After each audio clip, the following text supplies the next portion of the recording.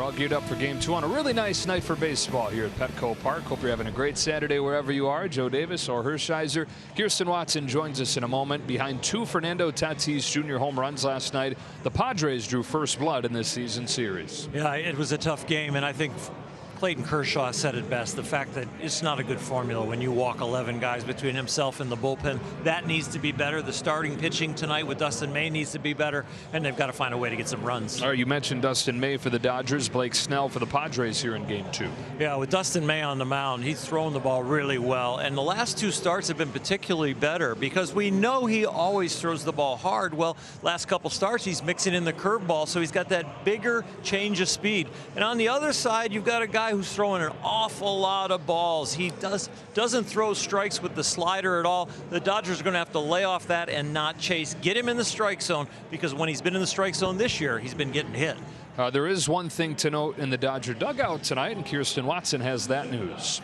Yeah, Joe, things look a little bit different in the dugout down here as Danny Lehman is stepping in as the manager tonight. Dave Roberts is with his family. His son Cole is graduating from Loyola Marymount University, so special congratulations to the Roberts family. So tonight, Danny's going to step in. He had some experience this spring when the guys would have split squad games. He would manage one team, Dave would manage the other, so he is prepared for tonight. And the other note is Max Muncy. He has been under the weather, dealing with some flu-like symptoms. Yesterday we did see him in the game, but he came out late early. Today he is in as the DH because Dave wanted to get him off of his feet, guys. All right, Kirsten, Dodgers and Padres all ready to go. Light blue skies above as these teams face off. Dodgers trying to even this series at a game apiece, and we've got first pitch coming up on Sportsnet LA.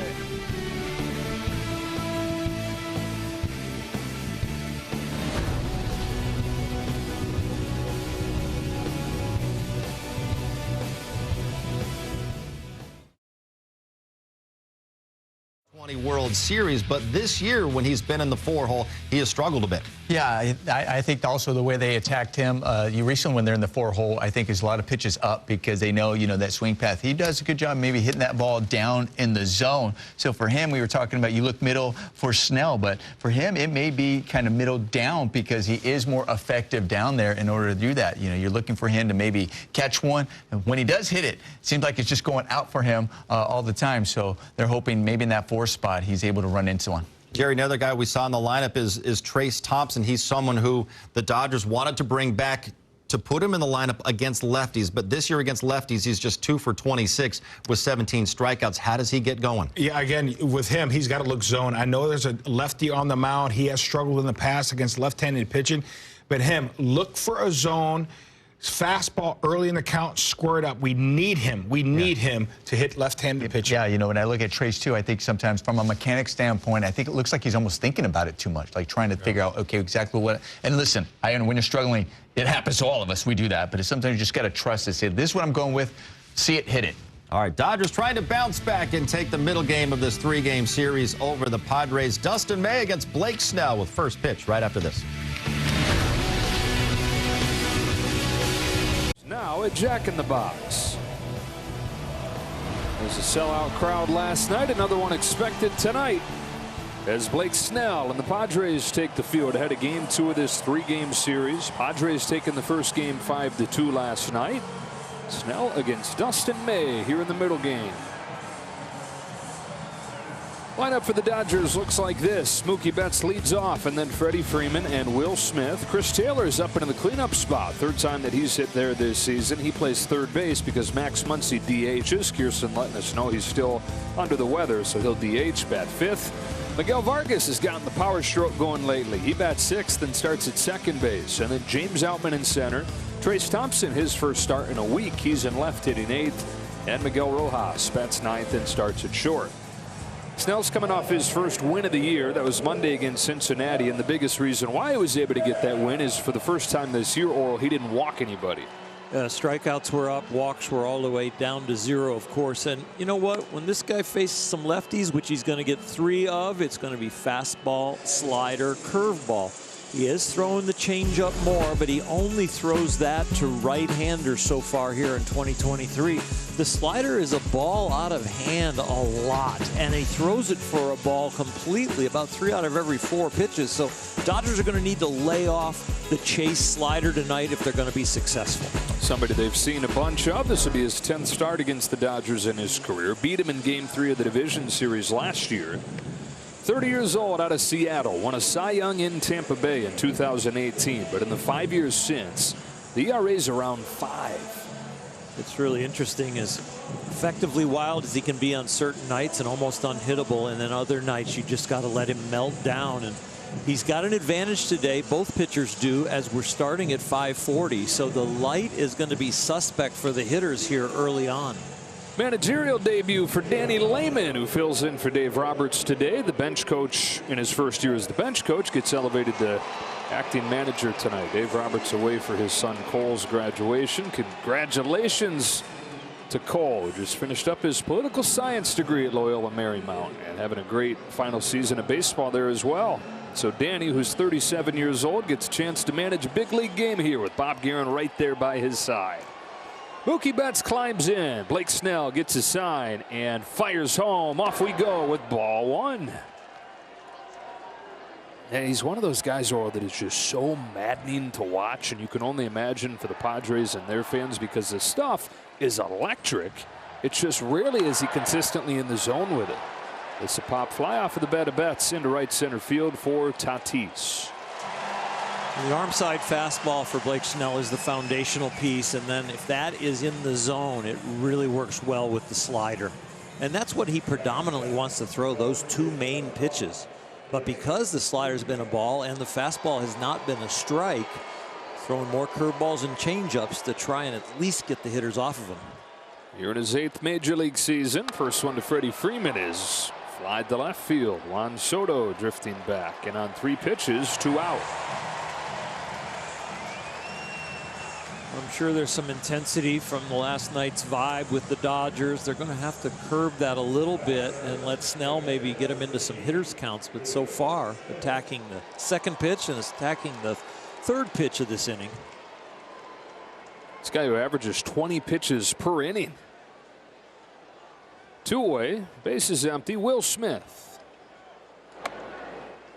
Top of the zone for a strike.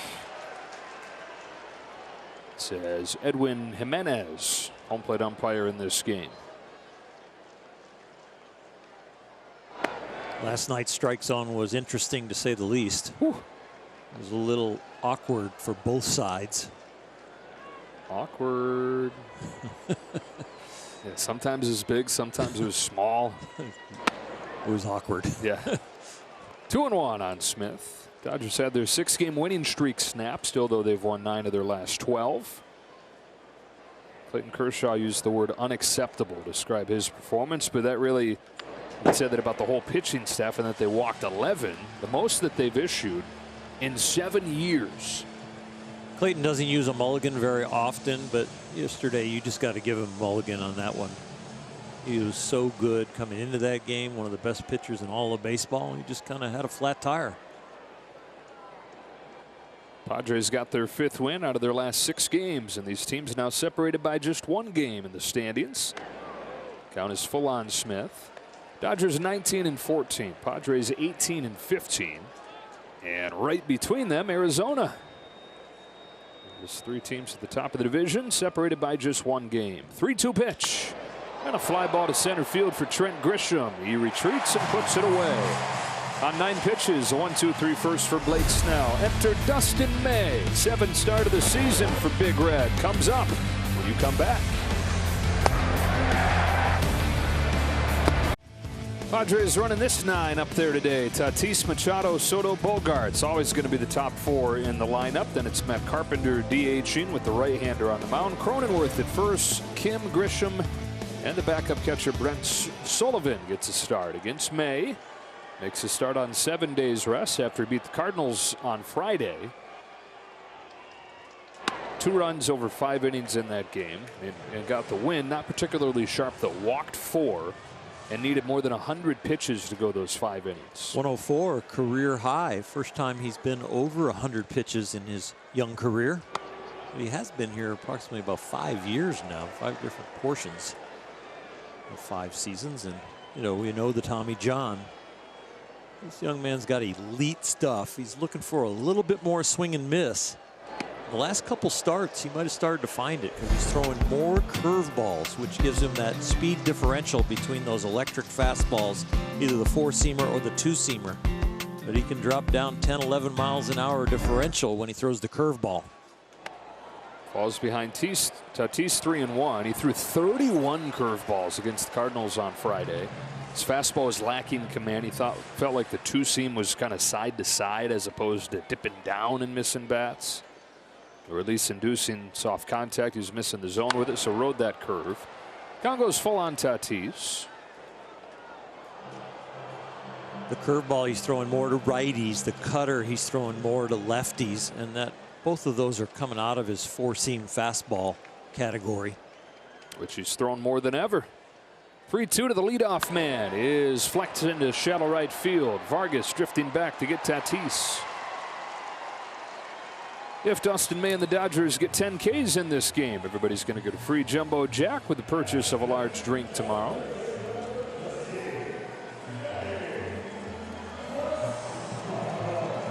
And here's Machado.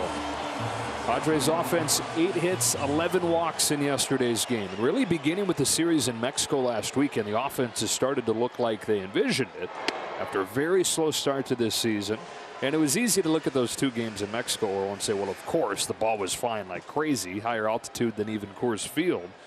But, and maybe there's something to that idea that, of course, it was flying. But there's also something to the idea that you can gain confidence from that, and they have carried whatever they found there into this homestand. Machado out number 2. Well, hitters will try and tell you that they don't look at the scoreboard or know their stats, their home runs, their RBIs, their batting average, but there is some embarrassment and intensity to the fact that the numbers aren't good, and when you have a big series and get a little bit more relaxed about your numbers, it does help the bat. Soto is one of those guys. Had a good couple days in Mexico against the Giants. Started a hitting streak that's still going. Soto's hitting above 400 over a 7-game hitting streak. And even when he wasn't getting the hits, he was still getting on with the walks. And so is top 10 in the league in on base. 2-0. Man, he's got loose hips. He is really fun to watch. Still just 24 years old. It's not a time to miss the strike zone, not because of the guy at the plate, but the lighting is so bad. This is perfect night to really go deep into a game because you can be efficient in these first 3 innings.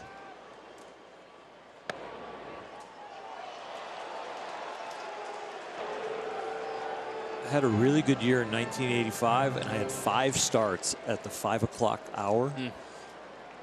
They couldn't see the ball for the first 3 innings, so it was pretty easy to pitch. And the second at bat probably felt like the first at bat to most hitters because it's just they're not gathering much information right here. They're seeing a shadow of the ball. Your eyes cannot adjust to this lighting at all. It is just trying to hit a blur. May home with a 3-2, and after falling behind 3-0, he comes back and strikes him out. 99 to the knees.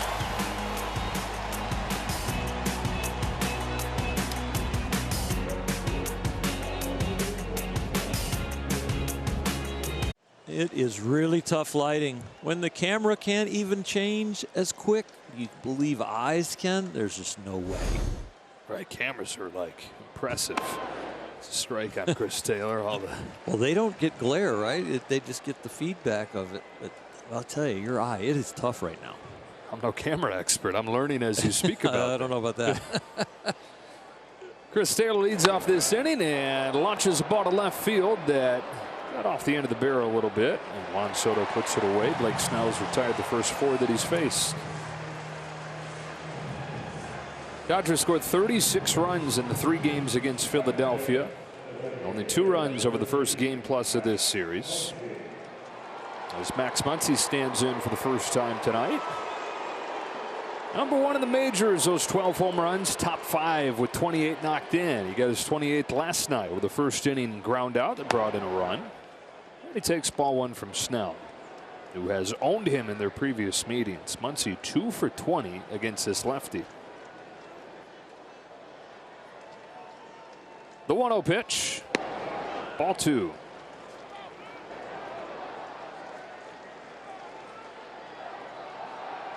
All the outs have been in the air in the game except for one, that last looking strikeout to Soto.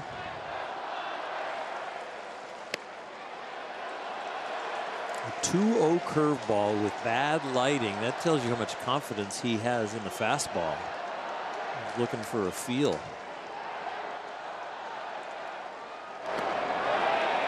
Muncy goes around and it's 2-2.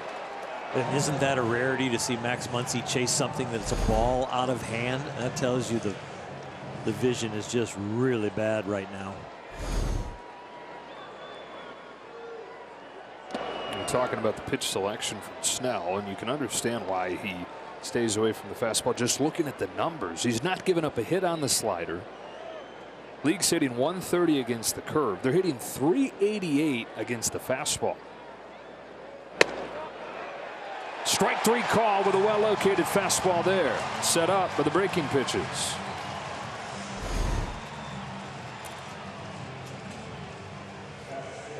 The key in bad lighting for the hitters, the pitcher should make the ball look like a strike, end up a ball. And Snell so far has pretty much, when it looks like a strike, it stays a strike, or when it's a ball out of hand, it stays a ball. 2 up, 2 down. Vargas takes a ball. Vargas, one of the big bright spots in this recent run for the Dodgers, as they've won 6 of their last 7. During that time, he's got 7 extra base hits, and he's driven in 9.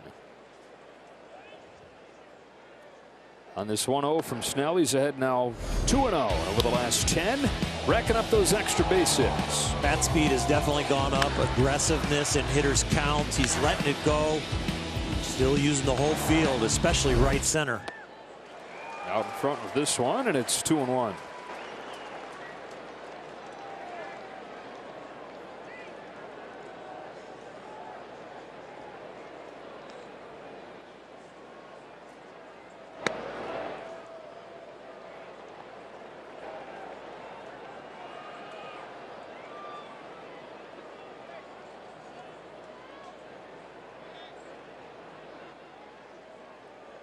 Three-one pitch. Vargas fouls it off, and the count goes full.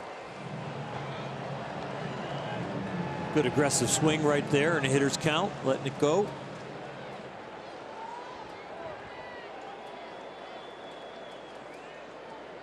That's the young aggressive hitter that we saw prior to him hurting his hand and having to take for so long in spring training.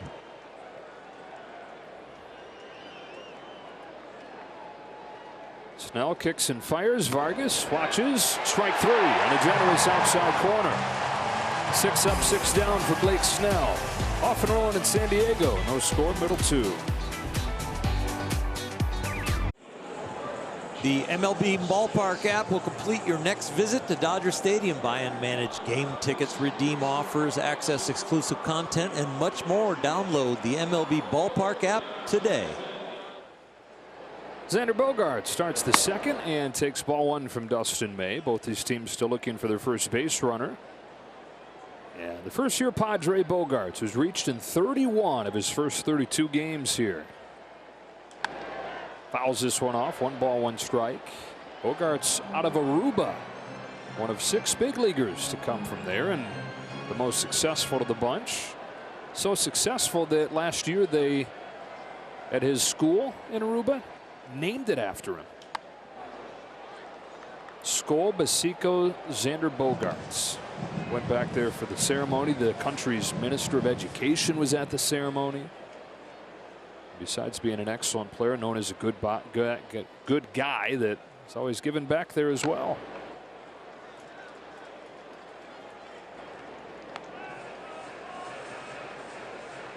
He and Mookie very close, of course, and he reminds me of Mookie. As good of an athlete as he is, the clock that he has, the baseball expertise, no matter where you put him, what's going on in the game.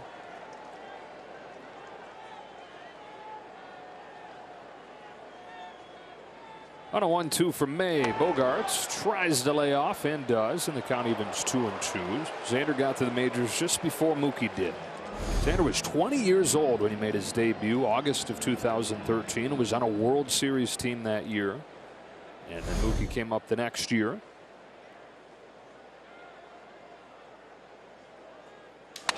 A crackbat flare that'll get over Freeman. Picked up by Vargas, who's running looper of a throw is over May. And it's an infield hit for Bogaerts to open the second. Well, pitchers are taught and schooled that anything hit to their left, they are breaking it. It's usually on the ground, and this one's in the air. So Dustin's a little late as that ball clears Freddie Freeman. And Vargas saw that he might get there, but you see Dustin. When the ball's hit on the ground, you immediately break. It's pitcher's PFP, fielding practice. And it's just a habit that's built in. But when it's in the air like that, yeah, you're probably going to be late. The old high school shortstop, Dustin May, will get involved in the fielding there. Strike on Matt Carpenter. Dustin didn't want to pitch, wanted to play short, but they said, hey, you got your frame. You throw as hard as you do from over there at short. Why don't we give this a try?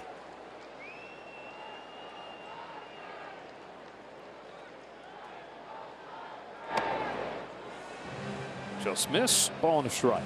Amateur coaches and managers, to appease great athletes that want to play the field every day, sometimes turn those guys into closers. Say, okay, you can play short for 8 innings. You can play right field for 8 innings, but in the 9th, we need you.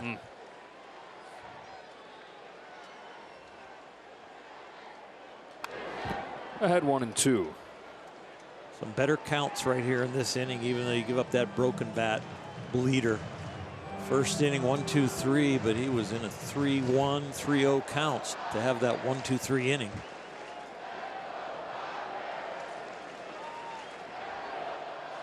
The mound and the plate, everything in between in the shade now. Here comes May with a 1-2 pitch. Carpenter grounds it to first. Freeman pivots and goes to second one. Back to first. There's a ball by Freeman.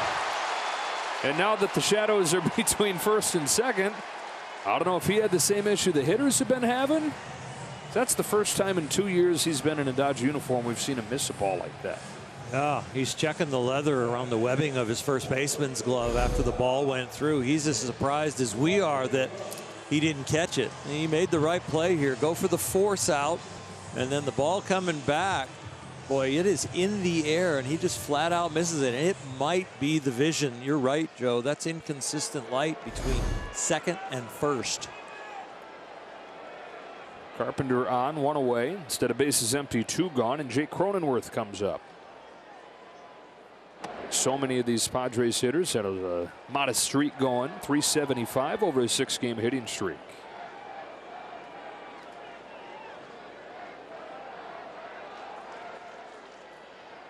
Cronenworth, who has homered against May before,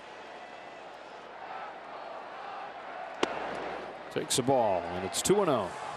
One more look with Freddie at first base. This will show you the light. It's a perfect look, seeing how that ball changes. And yeah, that ball dipped a little bit too on him. Sometimes the ball picks up a scuff on a ground ball, and then all of a sudden the thing they don't allow you to do on the mound, which is scuff the ball to make it move, the infielder picks one up. If that scuff gets on the correct side of the ball as the infielder grabs it and throws it, it's going to break hard opposite of the scuff. And then you as a pitcher are like, I'll take that one. I used to get rid of them because it would double my movement, and they were hard to control. Huh. I had some infielders that were like, I did you a favor. There's something there for you, present. I'm like, I don't want your present. Moves enough already. Yeah. Have you checked my registry? I don't have any scuff balls on my registry. Right. I hate it when people go off the registry. It's like we have the registry for a reason. Come on. Gift certificates to restaurants. That, yeah, those kind of things. Yeah, those are fine. Cash card. Cash cards are good, yeah. But a scuff ball when your ball already moves. Blenders, stroller when my wife's pregnant. That was good. 2-2. They pausing forever. Letting that clock run down and throws. Thompson. 2 out. I'm glad you saw it because I didn't. Yeah, I didn't either. I'll be honest. I was like, waiting for somebody to move. I was like, everybody's just standing still, and the ball just happened to be hit exactly to Trace Thompson. So he was standing still too. I thought the ball was going out of play. Yeah. Really is odd lighting in here. Not just the areas where the ball's going in and out of the shadows. Just the time of day, making it hard to pick up. 2 gone. Ha-Sung Kim, the batter. And Kim takes ball 1. Kim has an on-base streak of 10 games.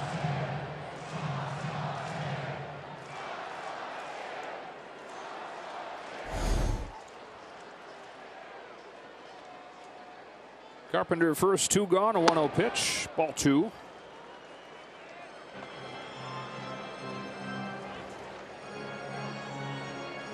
First start for May against these Padres this year. He's pitched against them 10 times in his career and had some good outings, but then 2 of his starts last year when he was trying to find it coming back from Tommy John were against the Padres and did not fare well in those. Remember, last year in his return, he needed teams to be aggressive and chase, and that's just not the Padres. They swing less than anybody. So he gave up 10 runs in 10 innings in those 2 games last year.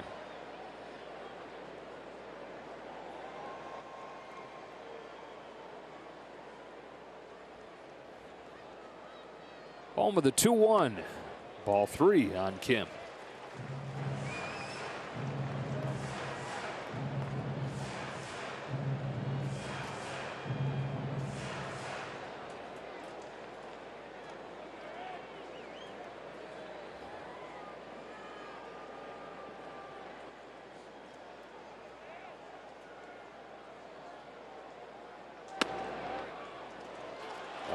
Come on back.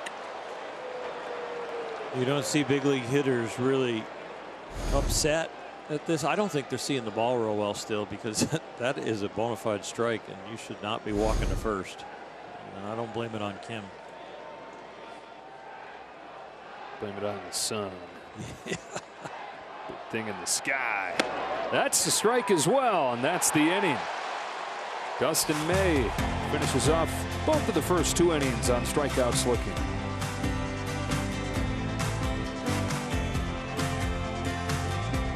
May 14th, and the first 40,000 fans will receive a special commemorative Mother's Day picture frame presented by Pro Flowers. For tickets, visit Dodgers.com/promotions. All right, Kirsten, and all the kids out there, don't forget Mother's Day coming up. James Outman leads off this 3rd inning, takes a strike from Blake Snell. He's retired the first 6 that he's faced. James 0 for 3, couple Ks in the first game of this series last night. And tied up on this inside fastball behind 0-2.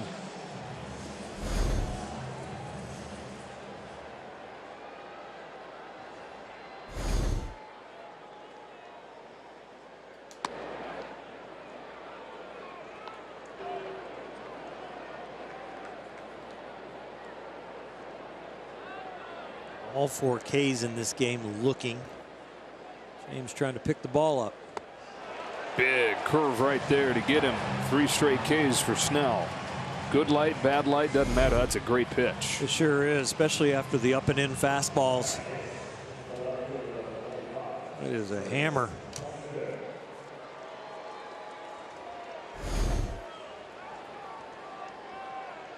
First start for Trace Thompson in a week.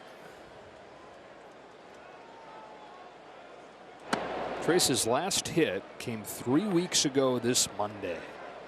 Of course, the opportunities have been fewer and farther between. Not a ton of lefties that they've faced, and that's where the majority of his playing time's coming. Rolls this one to the whole left side, cut off by Machado. 2 gone in the 3rd. And a word from Nissan. This Dodgers broadcast is brought to you by the 2023 Nissan Frontier. Shop NissanUSA.com. No score, 3rd inning, and here's the 9-hitter Miguel Rojas, who's reached in 4 of his 10 plate appearances. It's coming back from the injured list. Off the hands, first pitch. Cronenworth out of room.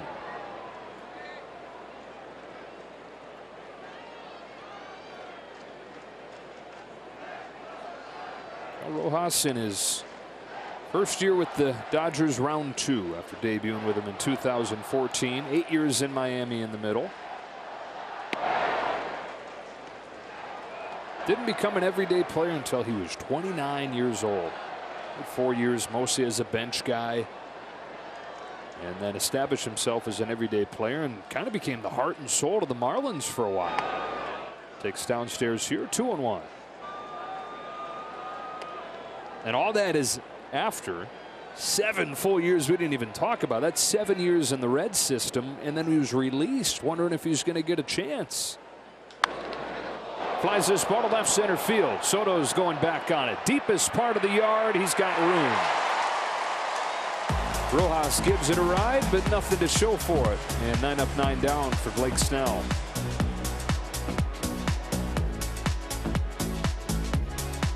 Is celebrating our educators with the 2023 Spectrum Sports Educators Sweepstakes. 8 lucky winners will receive a $50 gift certificate from Shakey's Pizza plus a teaching kit. Enter online at spectrumeducator.com. Ball 1 from Dustin May to Trent Grisham as the Padres bring 8, 9, and 1 to the plate here in the 3rd inning. Joe Davis, Or Hershiser, Kirsten Watson. Middle game of this 3-game series. These teams play 6 times in a 10-day span. Couple Ks, no walks, 1 hit. It's an infield hit from Xander Bogaerts. On 2-0, Grisham takes a strike, 2-1. Now, Grisham had a couple walks in yesterday's game. His last 6 games, his on base is well above 500.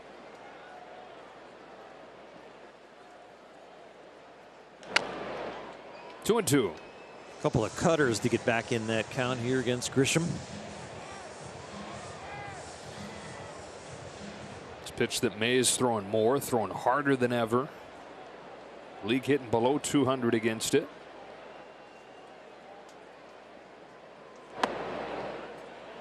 Mm. 3 and 2.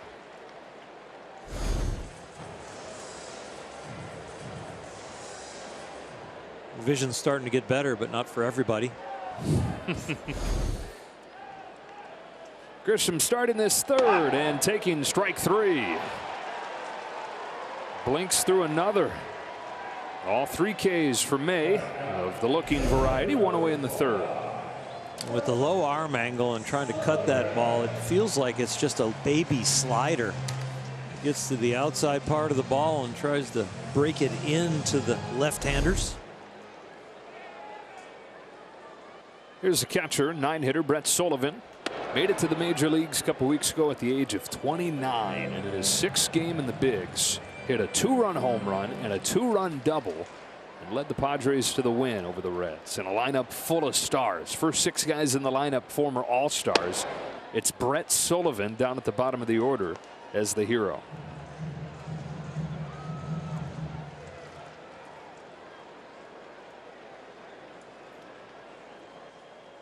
The 1-1 from May. Dips low, ball 2. It's quite a thrill. You said it. There's resumes all over this lineup, but he's the one that ends up with the sombrero. I'm keeping it. Sombrero is a gift. Taking it with me.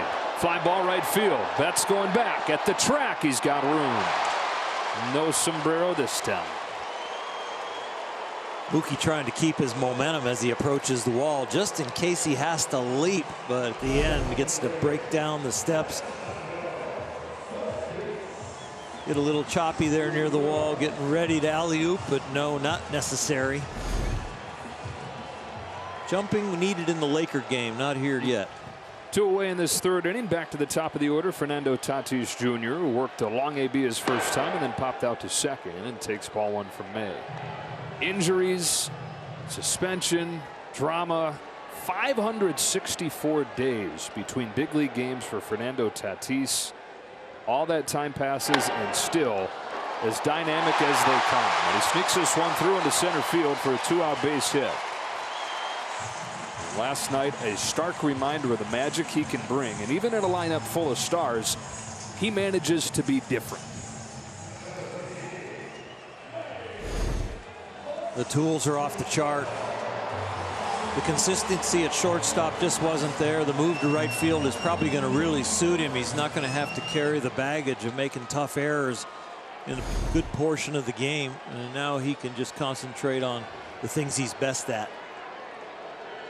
He's got good wheels over there at first with 2 away for Machado. He takes strike 1 from May.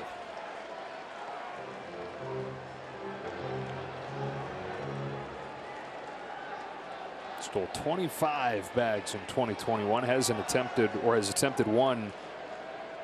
None successful so far this year. That's just in 13 games. Ball and a strike. He's not taking a base stealing lead over there at all. It is just a very conservative, close pitch right there. Very conservative lead.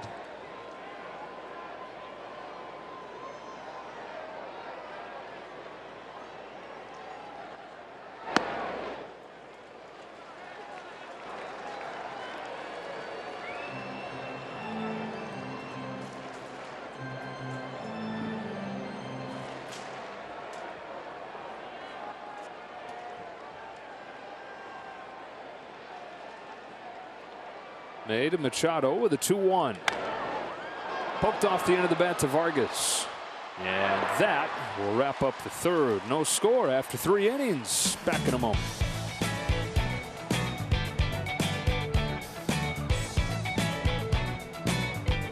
Come true, and by AT&T. Get hyper-fast internet with AT&T Fiber. Through 3 innings, no score in this game. Joe Davis, Or Hershiser, Kirsten Watson, Blake Snell putting together his best start of the year to this point. 9 up, 9 down. Dodgers about to get another look at him here. I think they'll finally see the baseball right now. He's just over 55% as far as throwing strikes. But he's getting his pitch count down. He's averaged this year coming into this game 20 pitches an inning. Tonight, just 11 per inning so far. Betts fly to right. His first time up, and Mookie takes curve. First pitch, ball 1. Betts looking for his first hit of this series after he had 7 in the 3 games against Philadelphia.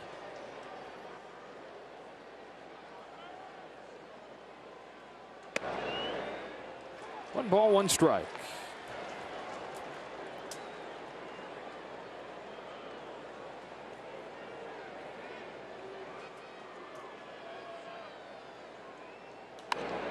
Talking about Betts and Bogarts being friends from their Boston days. One thing that they shared was that they both grew up wanting to be the next Derek Jeter. That's why Xander wears number 2. That was Mookie's inspiration playing shortstop growing up. Mookie tried to play short like Jeter, tried to swing like Manny Ramirez, he said. He said it didn't look anything like either of them, but he kept telling myself, I look like Manny. And just that thought didn't hurt. Swings and misses here, and he becomes the 4th strikeout victim for Snell.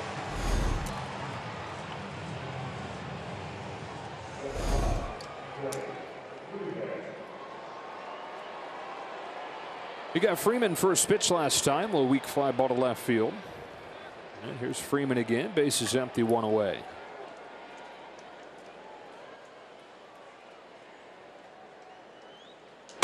Freeman's been on base 12 games in a row. He's had an extra base hit 4 games in a row after doubling last night.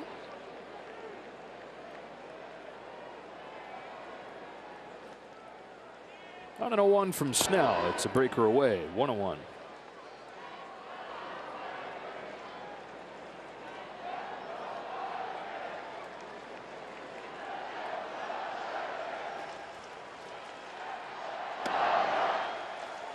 One and 2.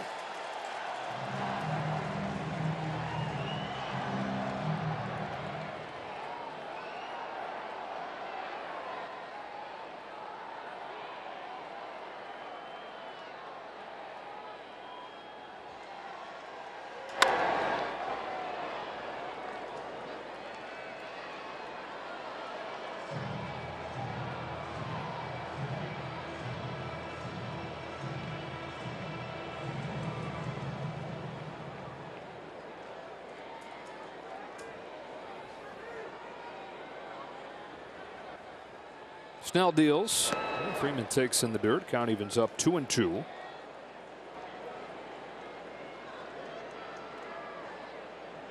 Blake out of Seattle, Washington, where he's a first-round pick out of high school. The Tampa Bay Rays 12 years ago. The lefty's 2-2. Almost came back, but a little bit high. The count's full. It was a ball so long, and at the end, it probably is a strike. That kind of registers high when you're seeing it up there so long. Payoff. Fouled off.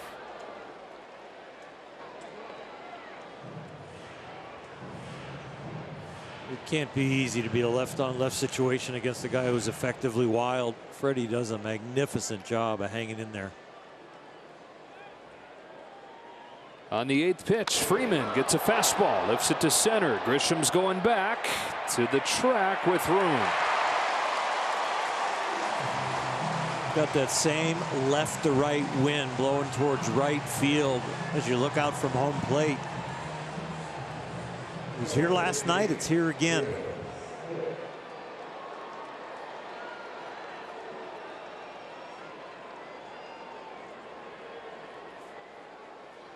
Cool temperatures, but pretty nice nights here. Temperature in the 60s. Hour earlier start time. Get a little more daylight for this one. First pitch curve for a strike on Smith. Fly to center his first time up.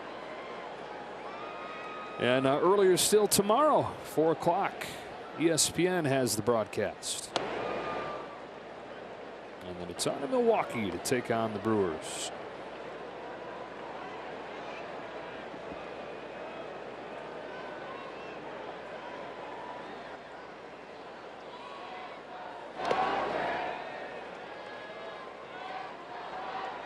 Nope.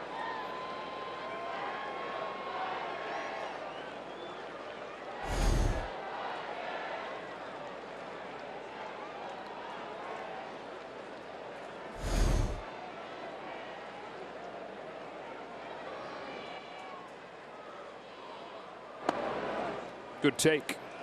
Ball 3. Now the shadows have taken over. Different counts you're seeing for hitters. Build some counts before you can build an inning. First base runner of the game for the Dodgers comes here with 2 gone in the 4th and a Will Smith walk. And now word from Morongo. Thank you for voting Morongo the best casino resort in the Southland. So the Dodgers are their first base runner of the game. This inning continues for Chris Taylor, who has 2 home runs against Blake Snell in their previous meetings.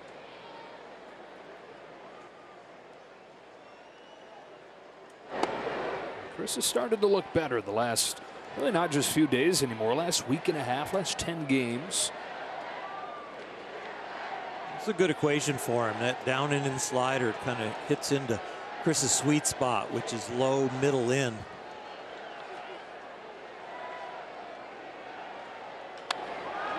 Lifts his ball to left field. Soto's going back. Out of room. Good call, Oral. Wow. Long gone.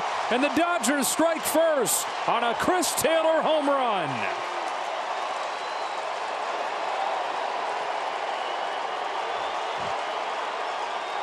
Looking good, feeling good, swinging good. 2-zip here in the 4th. Don't come to the ballpark with an ego, because you might be hitting 7th, you might be hitting 9th. Today you're hitting 4th, and Chris Taylor is quite a guy when it comes to coming to the ballpark and working. He works no matter what his stats, no matter where he's put in the field and where he's put in the batting order. They put him in the right place tonight. Smith earns the 2-out walk, gets Taylor a chance in this inning. He takes advantage with his 3rd home run against Blake Snell, who falls behind Max Muncy 2-0. Home run number 6 for Chris Taylor. That'll make the butterflies in Danny Lehman's stomach fly in a little bit better formation. Right here in his first game as a manager. At the age of 37. If you happen to just be joining us, Dave Roberts away from the team today. His son Cole graduating from Loyola Marymount today. And so Danny, who was a catcher in the Minnesota Twins system, climbed all the way to AAA before retiring and getting into coaching, and has climbed the ladder within the Dodger organization, became a key piece of their game planning equation, kind of the guy behind the scenes. Dodgers so good at defensive positioning through the years. We often joke the data wins. Well, when the data wins, a lot of that is Danny Lehman wins, with the way that he positions the guys and the way that he game plans attacking the hitters with the pitchers to fold into that. It's a 4-pitch walk for Muncy and 3 in a row of reach for the Dodgers here in the 4th. And elevated this year to bench coach. Future manager, no question. He gets to try that gig out tonight.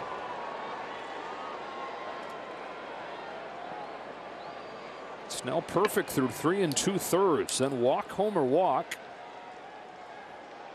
Vargas. Strike 1.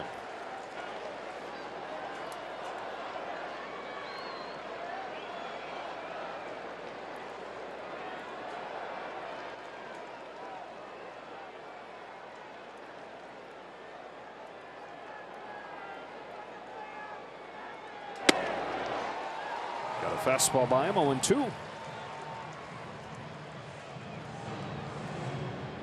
Now in his 30-year-old season, and that's really the X-factor season where you're in your prime. Strength and experience should all come together.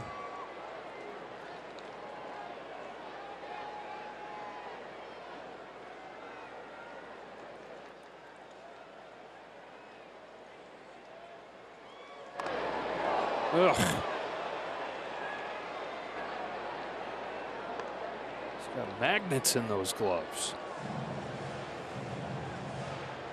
Hands are so vulnerable.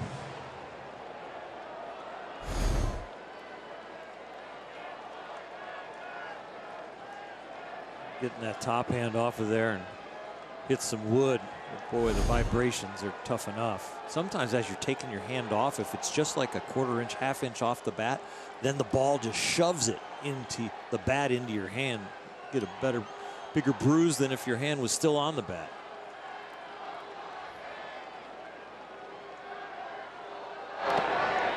Breaking pitch, laid off. You go in on the hands, and then all of a sudden you get a curveball in the dirt. Boy, that you can see he's taking that top hand off that has been so tender.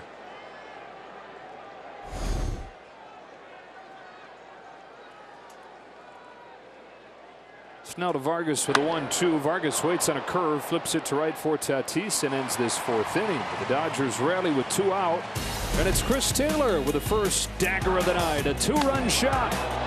Middle 4, 2-zip.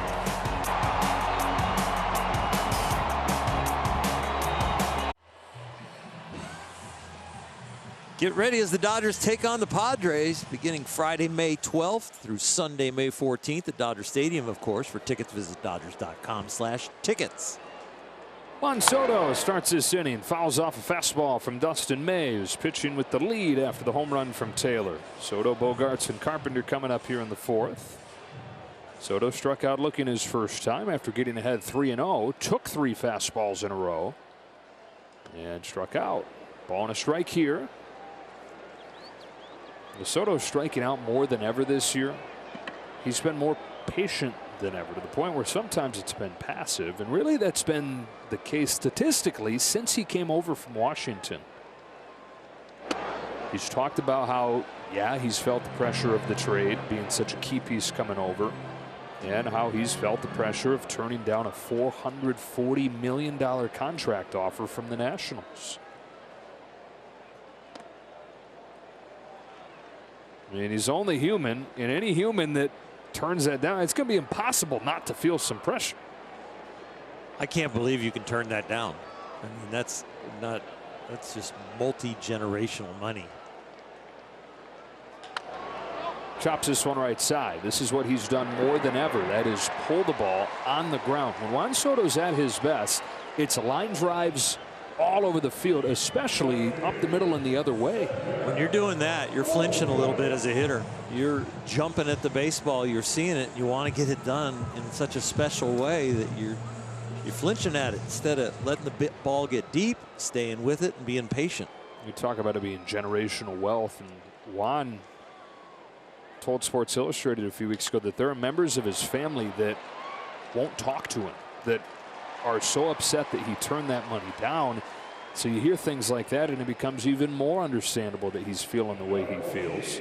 Look, he made the decision, but once you can get past that part of it, you feel for the human being who's shouldering that pressure after betting on himself.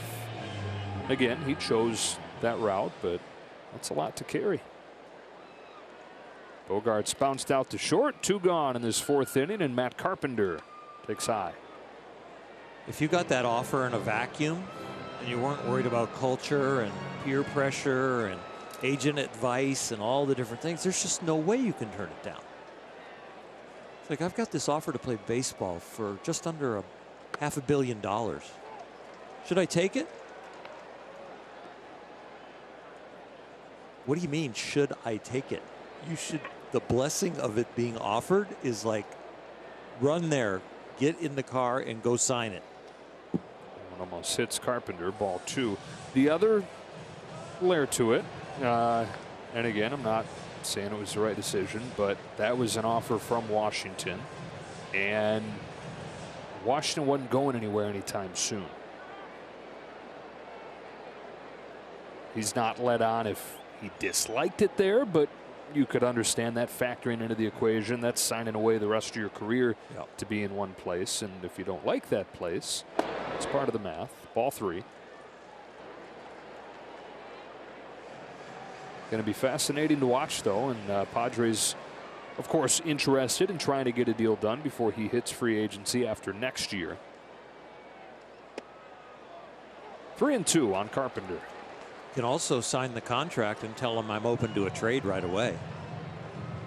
So you get the guarantee as the player and go, you know, if this doesn't work out, I don't need the no trade clause. I don't know. It's a very complicated situation, but it seems very simple when you just look at the number.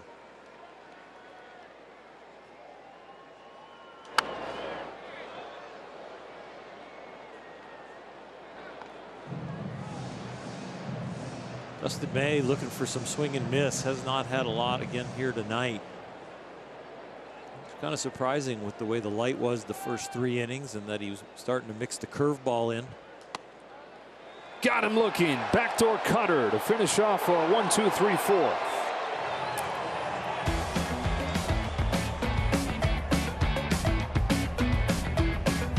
Casino Resort and Spa, less than 90 minutes from wherever you are. Good times, and by your Southern California Toyota dealers. A Chris Taylor home run, the difference in this game. Taylor hitting out of the cleanup spot and doing cleanup things with his 6th home run of the year.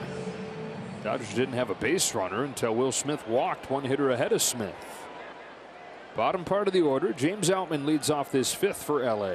Blake Snell comes home, and Outman watches ball 1. James trying to check another ballpark box here. He's played in 6 parks prior to this one, and he's homered in 4 of them. Oracle Park and PNC Park, the 2 parks on the tour that he's not hit a home run on or at. Obviously, first park that he played in, he waited 1 at bat to get that first home run at Coors Field last year. Pops this one up on the infield for Machado, and the first out of the 5th.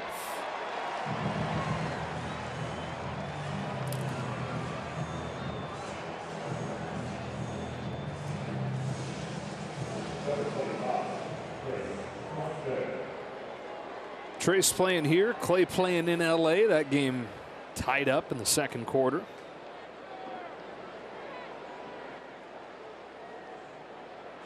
Sorry if you're TiVoing. Everybody turned off their notifications, except you. Can't turn you off. My bad.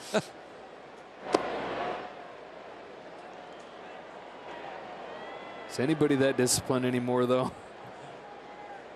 Yeah, it's always right there at your fingertips. Get to your phone and turn off the notifications. 2-1. Tell you what, focus mode is a gift. Do not disturb. It's a gift. I haven't used it. You should. Okay, I won't disturb you tonight. as much. 3-1. Turn off those notifications, America. I always wondered why it took you so long time to return my text. I'm like, what? Maybe I do something to make him mad? Well, when there's the little half moon there, it means that I'm focusing. Oh, okay. 3-2 on Thompson.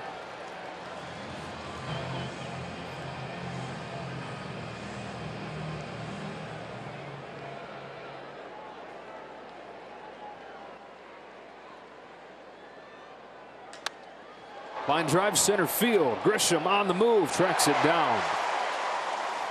That one hurts for Trace. Hasn't had a hit in a long time. Hits one like that against a tough lefty. And he has a nice play by Grisham. Got his gold glove last night. Ceremony before the game shows that it was not a mistake. Great break, great route, easy catch. 105-mile-per-hour liner from Thompson, but out number 2. Miguel Rojas flied to left his first time up and takes a strike from Snell, who has been one of the slowest workers in baseball since he broke in. Painfully slow. You wonder if being forced to get back up there and throw the pitch and not have as much time to think about it has helped him.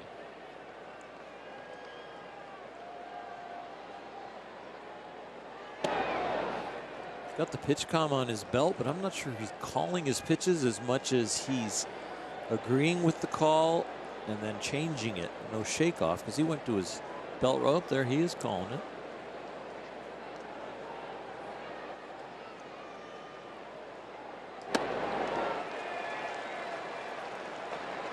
It's interesting because when he was painfully slow and didn't have the pitch clock, he would adjust his hat a lot. I haven't seen him touch his hat all night.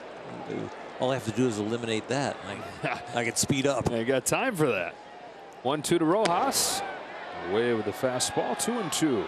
It's funny, one of the Padres pitchers, Ryan Weathers, he had his pitch comm in a similar area during spring training, and in his windup, his elbow would hit the pitch comm mid-pitch, and the pitcher and the catcher are cracking up, and everybody's like, what's going on? After the game, come to find out, like, he would call fastball, and then his elbow would hit it, and right as he's throwing home, they'd both hear curveball.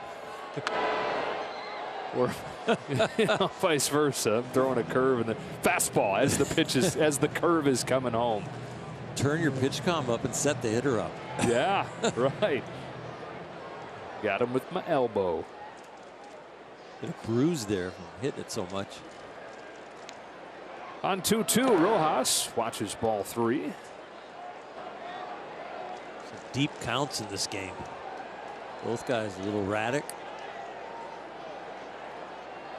Dustin May had his 5th full count. 4 of the 5 came out looking strikeouts. Good changeup to finish off a frustrated Rojas. So 1-2-3 inning. 4 of the 5 innings have been like that for Snell. Mexican Heritage Night presented by Advance Auto Parts, and receive a Dodger poncho with the purchase of a ticket pack. For more information, visit dodgers.com/ticketpacks. All right, Kirsten, as Jake Cronenworth leads off the Padres 5th. Strike 1 from Dustin May. Fastball to the outside corner. Been an interesting start for May, where he hadn't been dominant. There's been hardly any swings and misses, but nothing to show for it for the Padres. In fact, just 2 singles through 4 innings. He is getting the strikes looking as far as the strikeouts. Hard stuff has been the most effective as far as what he gets strikes with tonight. The off-speed stuff he's not really landing, the changeup and the curveball. Sinker, cutter, and 4-seamer have been in the strike zone. Boy, it's the most he's thrown a sinker by far this year.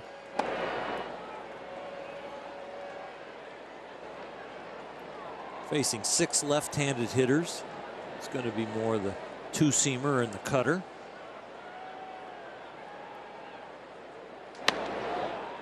With an attempt at a cutter that kind of backed up on him. With that low arm angle, he's got to have really good hand discipline to make that ball cut. The payoff. A leadoff walk for Jake Cronenworth. after they had 11 walks last night, their first one of this game.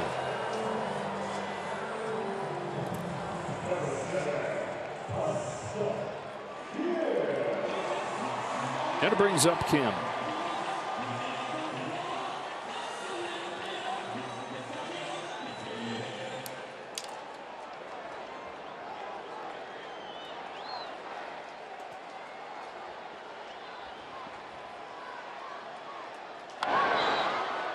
Pop up, first pitch. Vargas going out. Betts coming on. He's got it. These are important outs right here because you can end up with a long, tough inning if you let the bottom of this Padre order get on base, and then all of a sudden you got the juggernaut coming up.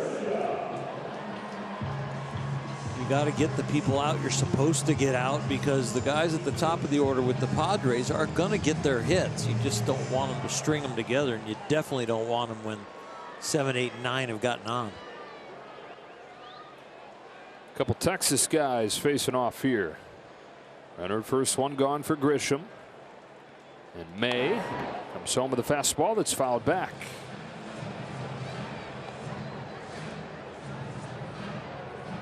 May from a small town called Justin, Texas. Just 4,000 people there. Dustin calls it a hidden gem.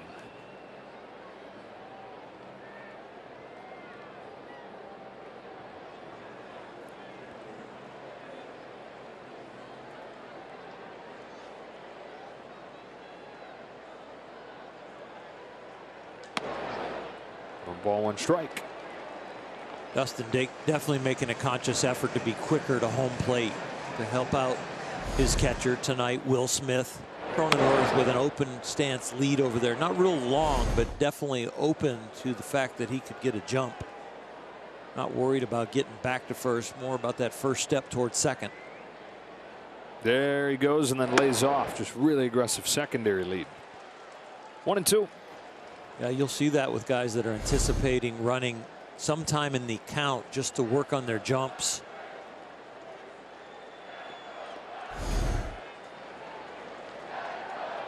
Dodgers 2, Padres nothing. One away in the 5th. 1 ball, 2 strikes on Trent Grisham, who takes ball 2. Throw down to first from Smith, but Cronenworth's in there easily. Will picked up on that aggressive secondary lead and said, you know, if you're going to bust out there and end up with the weight on the front foot towards second, might be a chance to backdoor you over there.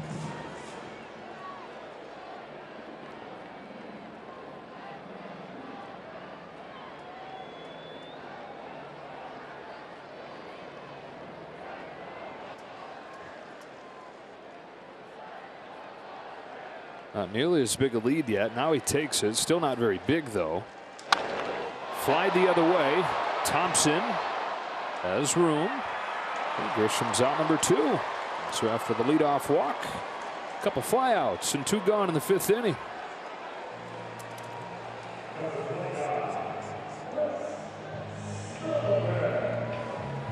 That's amazing. 25 swings, only 1 swing and miss in this game, and yet 4 2/3 and no runs against May.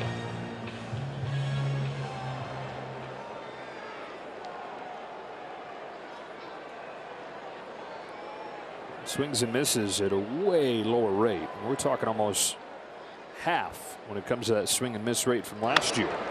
Brett Sullivan flares it foul. It's elite stuff that they can make contact with, but they don't get hits off of him. The batting average against, you know, hovers around 150. And it's not the end of the world. It's a way to be efficient. As long as that contact's weak. For the most part tonight, it has been. 1 ball, 1 strike. The reason they make contact is really because about 85% of the time it's within about a 5-mile-an-hour range as far as the speed of the ball. So fair territory is something that the hitters can definitely do and put in play, but they just can't square it up. As you saw there, one of the lowest averages against in the league. You know, a lot of times those are going to be the high strikeout guys that have the high or the low averages against. Takes any chance at a hit out of the equation when there's not balls in play. I think there'll be more swing and miss in his future. I think he will learn to command some off-speed pitches. Boy, he gets to do it at the big league level because he is so good. Here he comes with the 1-2 pitch to Brett Sullivan. Missed his spot pretty badly that time, and it's 2-2.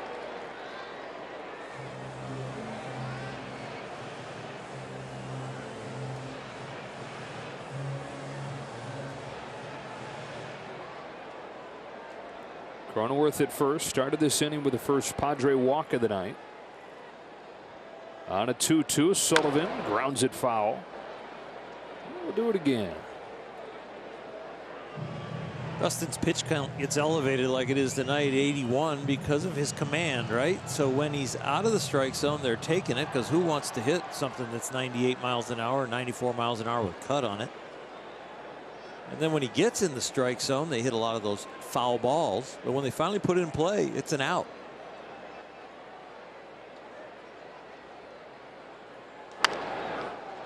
And while the pitch count's higher than you'd like, it's much better than it was last time when it took him 104 to get through 5.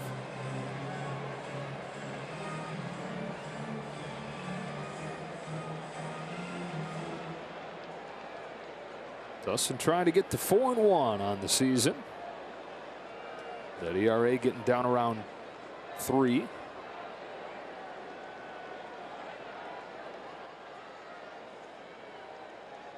Tying run at the plate. 2 gone in the 5th inning. The catcher Sullivan's fouled off a few. So another 2-2 pitch. Another foul.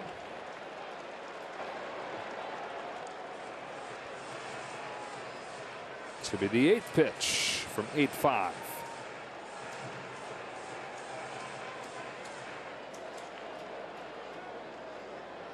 Odd number for a baseball player, huh? 85. Wide receiver usually? Yeah.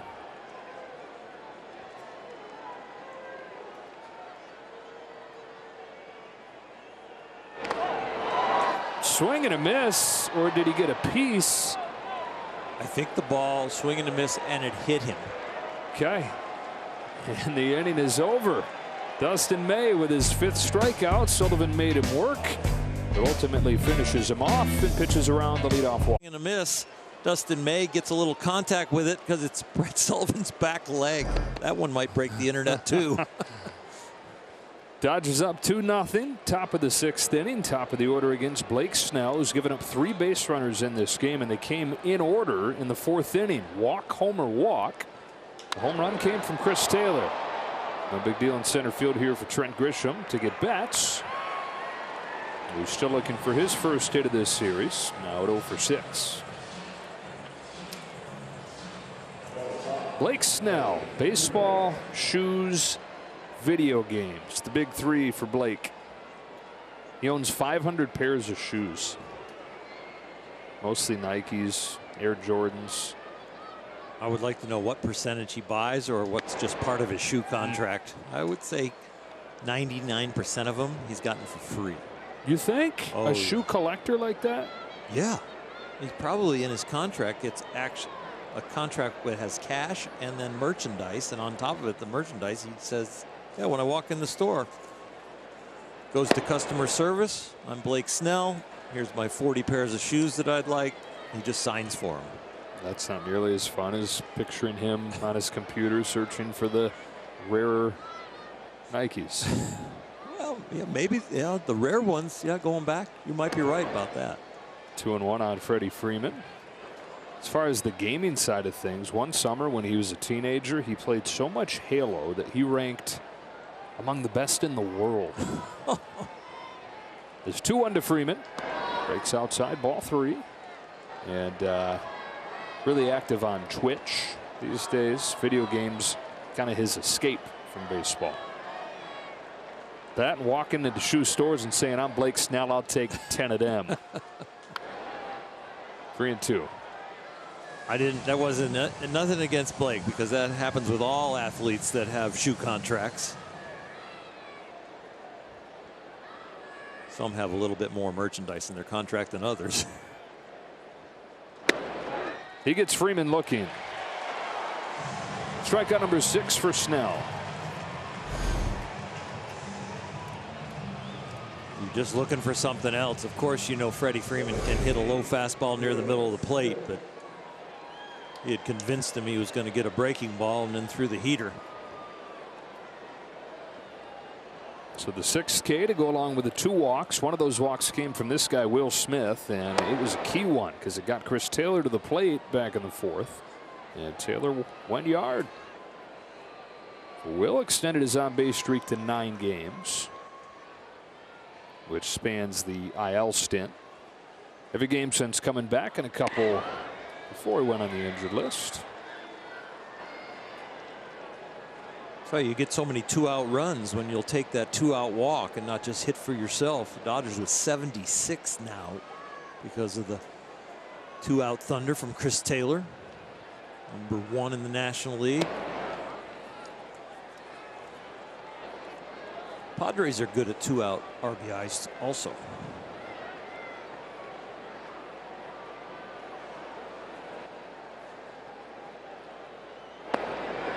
Something to it, or circumstantial? Coincidental? I think there's something to it. I think there's a mindset to you continue to hit as a team with 2 outs. You just, 2 out, nobody on. A lot of guys will just hit for themselves and swing for the downs, but keep grinding it out. Being a tough out, not trying to do too much.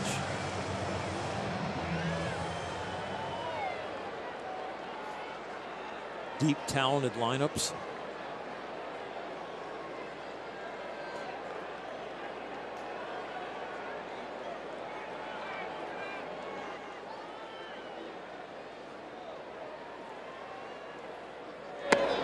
There's another 2-out walk for Smith. Carbon copy of that 4th inning when Snell got Betts and Freeman and then walked Smith. We take a look at the T-Mobile coverage cam as Chris Taylor comes up, his 2-run home run, the difference in this game.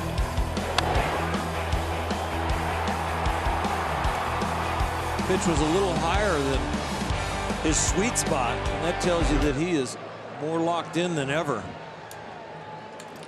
Sees the ball well here. Had some great games here early on in his time with the Dodgers. Last couple of years, though, has not had as much success at Petco Park. But came into this series feeling as good, as cautiously optimistic as he's felt this season. It's been a well-documented search for that feeling. It's a fine line. Trying to get all those moving parts synced up in his swing where it feels like it's all clicking. Much closer lately as the bullpen gets going. Brent Honeywell. There are guys with simple swings that make hitting complicated, and then there are guys with complicated swings that are trying to simplify it. And Chris Taylor is that.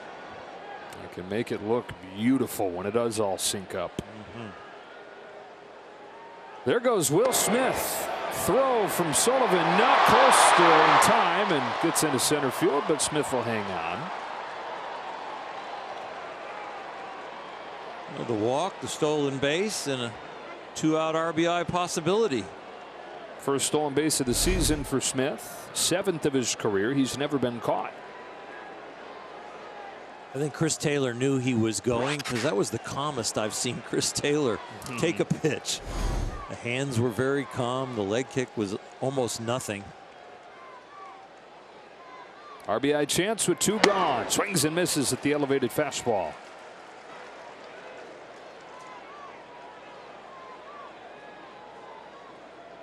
Definitely a calmer load with his hands right now. They look a little higher.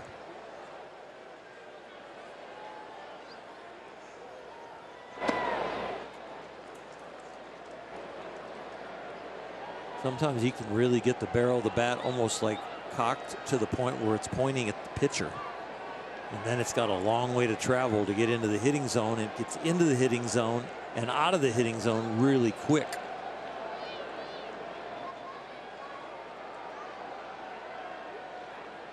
Here comes 2-1 pitch from Snell. Taylor leaves it upstairs. Ball 3.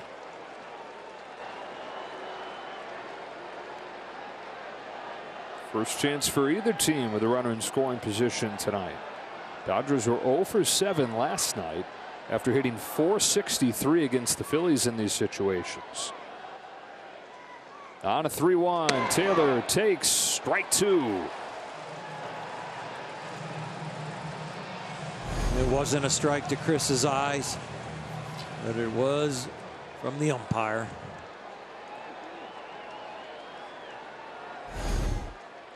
Smith at second, 2 gone. Dodgers looking for some 2-out offense again. 3-2 pitch. Fly the other way. Tatis to the edge of the track, has it.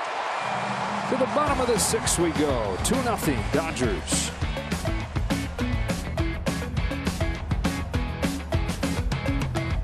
Five scoreless innings so far tonight. 5 Ks, just 1 walk. And a little more efficient than he was his last time out. No matter how hard the work is, you'll take those results, especially against a really good lineup like the Padres that are starting to swing the bat well. Their offense has been strong over the last couple weeks. He's got those 5 Ks, 5 more, and everybody gets free jumbo jack. Tatis, top of the order, strike 1. Tatis 1 for 2. That's one of the 2 singles against May.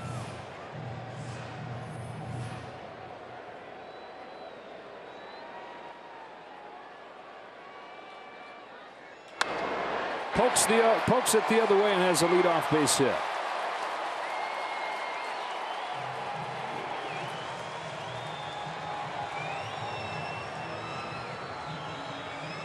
Caleb Ferguson starting to warm in the Dodger pen.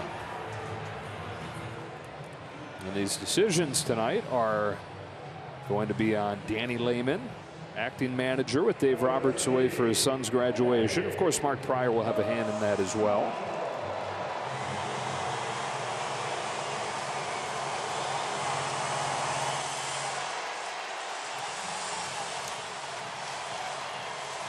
Tatis brought this conversation on with that base hit. In the 13 games that he's been back, the Padres have won 9 of them. So their offensive surge is related a lot to the guy hitting in the top of the order.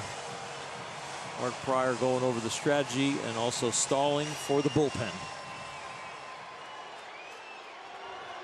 Now both these games tight, intense, tying run at the plate here in the 6th. In the form of Manny Machado, MVP runner-up a year ago, fouls back the first pitch. Out of the gates very slowly this year, but he's gotten it going lately. 3 home runs in his last 7 games. Hitting above .350 in that time, and no matter what he's done recently, he still is fearsome in big spots especially.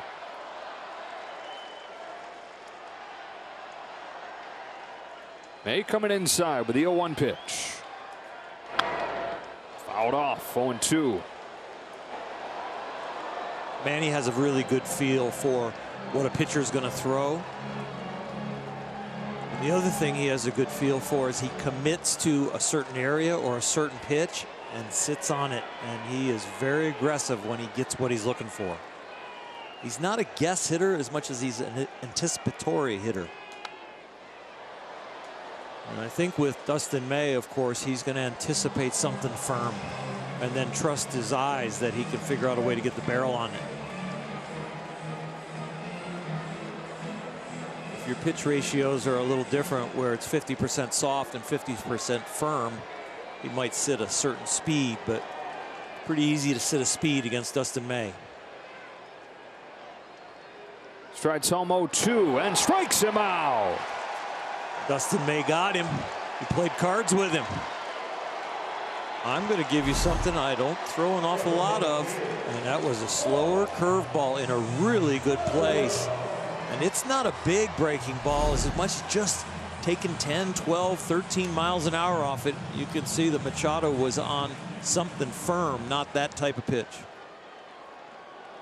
League barely hitting 100 against that pitch this year. Tying run still up there. 1 gone for Soto. Ball 1. Soto's 0 for 2. Strikeout looking his first time. Ground out to first his second time.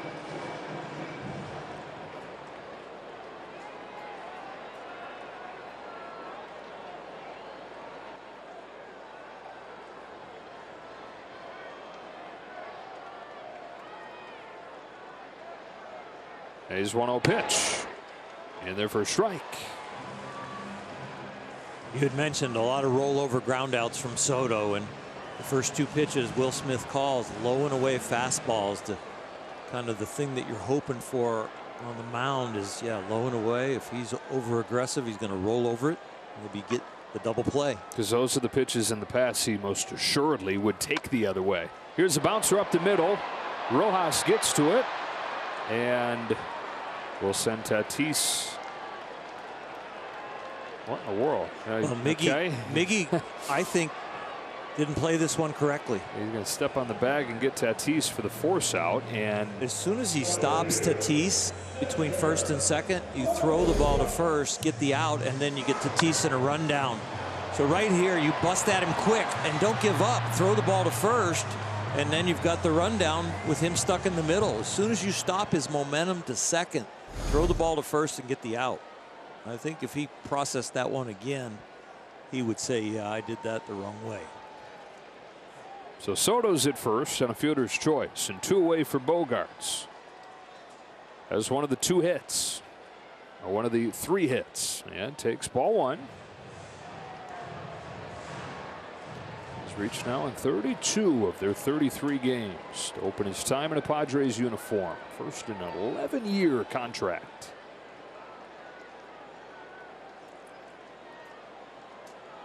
Soto, pretty good lead. He's not running. Ben's in there for a strike. 1-1. The length of all these contracts really helps team chemistry. There's nobody in the locker room that's one of the best players other than Soto that's kind of going, he got his, I didn't get mine. Everybody's like, we all got it. Let's we're going to be together a while. We should be friends. Yeah. Let's all be on the same page. 2-1. So Tatis, Bogaerts, Machado, and Cronenworth are all signed through at least 2030. And they hooked Darvish up. Yep. Darvish and Musgrove both extended. Not quite as long, but close to that. They all meet at the bank. Yeah. 2-1. 3-1. Carpenter waits on deck. Caleb Ferguson's been warming. You wonder if this is it for Dustin May. 97 pitches as well. Dodgers 2, Padres nothing. Last of the 6th. May's 3-1. Ate him up. Fouled back 3-2. Bogaerts was looking to tie the game up. Hitters count 3-1. Probably going to be something hard. So you see it starts middle of the plate, but the outstanding movement is what keeps him on the mound and keeps him in the lead.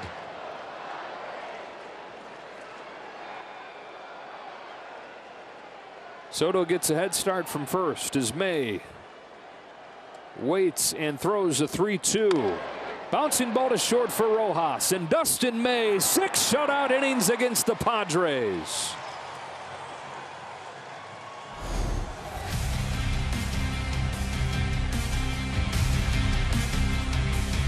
Dodger Baseball on Sportsnet LA is presented by DirecTV. Stop compromising. Start watching. Upgrade to DirecTV. And by BMW, the ultimate driving machine. See a Southern California BMW Center today for exceptional offers, or visit SoCalBMW.com. That looks good. Pizza oven there. Max Muncy leads off against Tim Hill. A sidewinding lefty whips in strike 1. What a night it's been for Dustin May. 6 Ks, 6 scoreless. Keeping the walks down, some deep counts, but didn't finish them off by free passes. He'd walked 7 over the last 2 games, but just 1 today, and only 3 singles scattered over those 6 innings.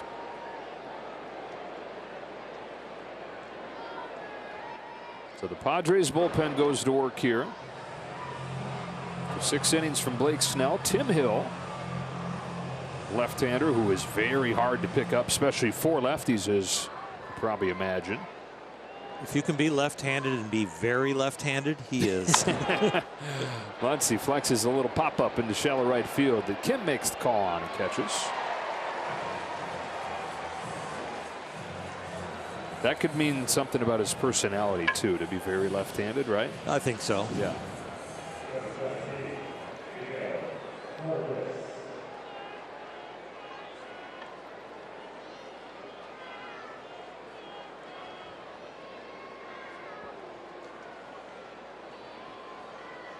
Vargas 0 for 2. Strike one from Hill.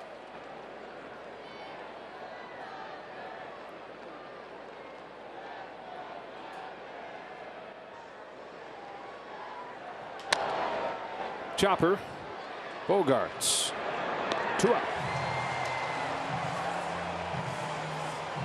He made that look real easy at shortstop. And he does not have a great reputation defensively. Oh, that's surprising to me after watching him play last night and tonight. This is the first time I've gotten to lay eyes on him in person. And he just looks like he has a fantastic baseball clock. Most don't figure he'll play short for that long. 30 years old now. Look out, James Outman takes ball one. 11-year contract, and so folks around here are almost certain that at some point during that deal he'll move offshore. Now, last year he finally graded out pretty well, and that was after some pretty purposeful work to improve the defense. An entire offseason where he worked on his hip mobility, worked on his pre-pitch routine, and the numbers showed the improvement defensively. 1, 2, 3 inning here for Tim Hill. Stretch time in San Diego. Dodgers presented by Cadillac. Top prospects make their major league debuts for the Dodgers. Michael Busch in Pittsburgh and starting pitcher Gavin Stone at Dodger Stadium. Don't miss Backstage Dodgers presented by Cadillac. That's Friday. It's a long way to wait, man. As far away as it can be. Big anticipation. Stretch it out. Caleb Ferguson has put up zeros in 12 of his 13 games this season, and he's on here to face part of the order that has a couple lefties with Carpenter and Cronenworth. Really becoming one of the go-to guys in the pen in the winning situations. Brusdar Gratterall, Evan Phillips, Caleb Ferguson. Starts with a strike, which is always key. It's been key for the bullpen this year, getting strike one. The difference in outcomes based on what they do with the first pitch of a hitter, vast.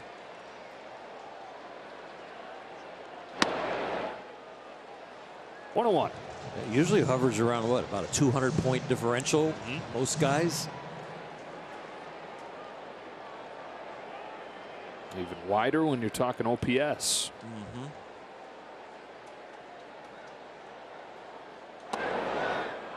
Now behind though, 2-1.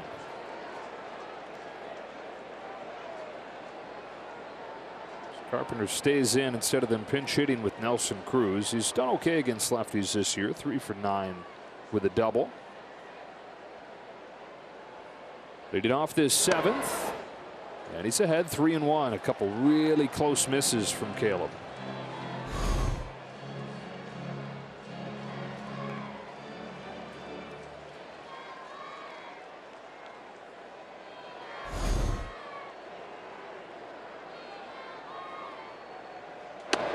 There's a strike and the count is full.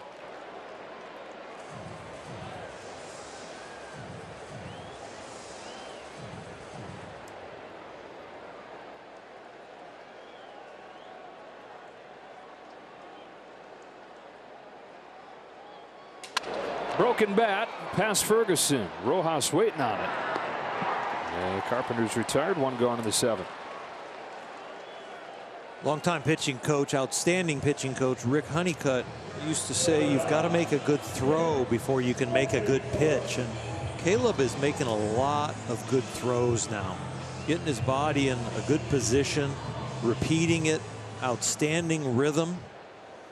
And that gives you so much feedback on how to make adjustments. And he did it right there within an at bat to get back in that count and get that out.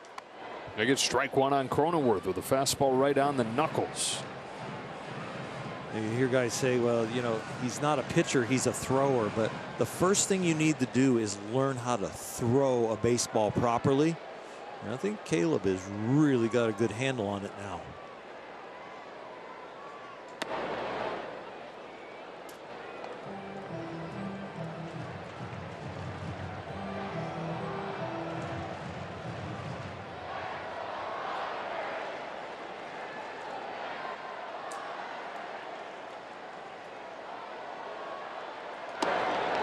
Falls behind 2-1.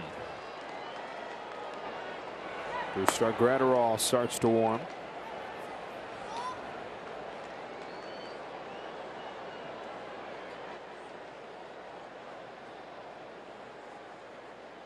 Here's a 2-1 pitch. Swing and a miss on a high and tight pitch, and it's 2-2.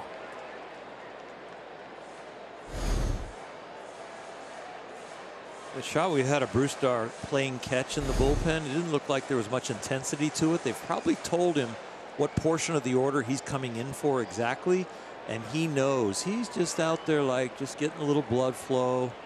It's probably 2-3 hitters away at least. Has to be at least 2. Yes. 3-batter minimum. They're just like, how long you think you need? This is going to be your guy. And he's like, yeah, I'd like to get up now.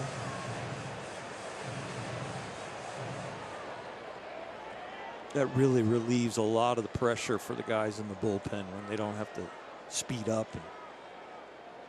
And it's almost like being a starter, even though you're not starting the game. It's like starters know, okay, the game's at 7:10. I'm going to do this at 6:30. I'm going to do this at 6:40. I'm going to be here. I'm going to walk into the dugout, towel off, and take the mound. Well, a bullpen that's run really well, you can have that same kind of feeling and regiment.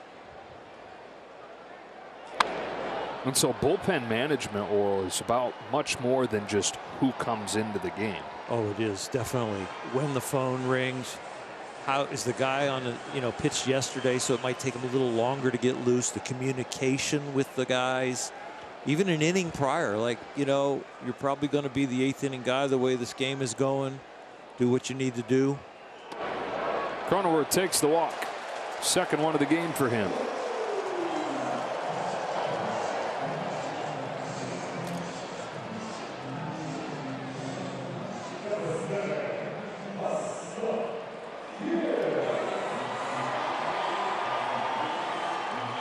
Tying running into the plate in the form of Kim, who's had some big swings for the Padres in his 3 years here.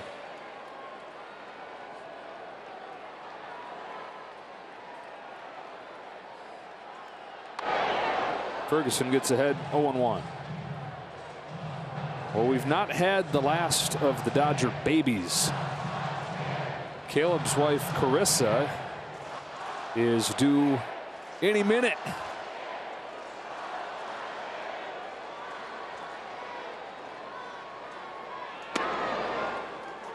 Oh, 0-2.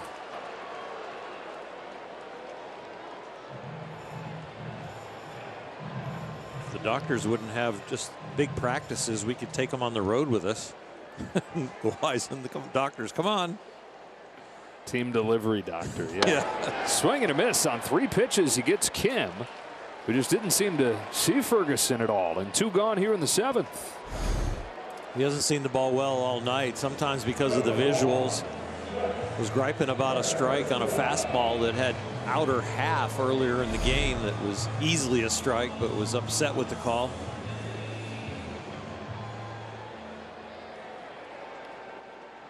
Opponent's now 1 for 18 against Caleb Ferguson's cutter this year.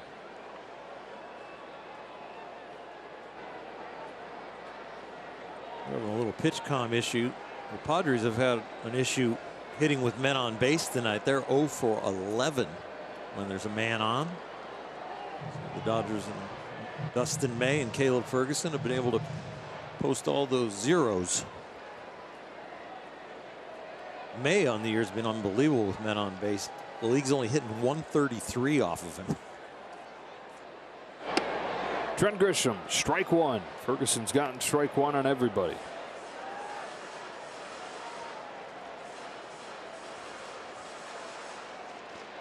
Grisham's 0 for 2. Guy that has some power, has the ability to hit for power against lefties as well. But takes strike 2. Ferguson continues to pound the zone.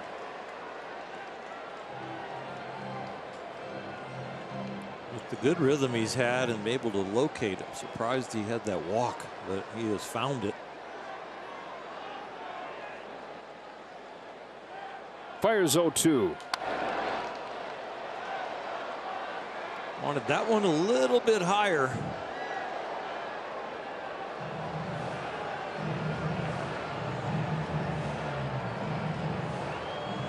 When the catcher gives that high target with an 0-2 fastball, you're usually looking at the target or above. That one he kind of pulled down below.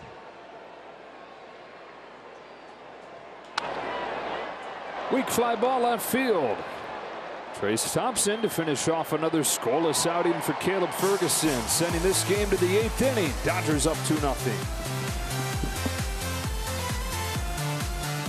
On this road trip, face off with the Padres at 4 tomorrow on Sunday Night Baseball. And then it's on to Milwaukee, 3 with the Brewers before the Padres return the favor. Dodger Stadium Friday night. Dodgers lead 2-0 on a Chris Taylor home run. 6 scoreless from Dustin May, scoreless 7 from Caleb Ferguson. And here we go to the 8th. Here's Brent Honeywell to face Thompson, Rojas, and Betts. Thompson scalded a ball his last time, 106 on a line to center, but it was flagged down by Grisham, and so he's still looking for his first hit in a long time.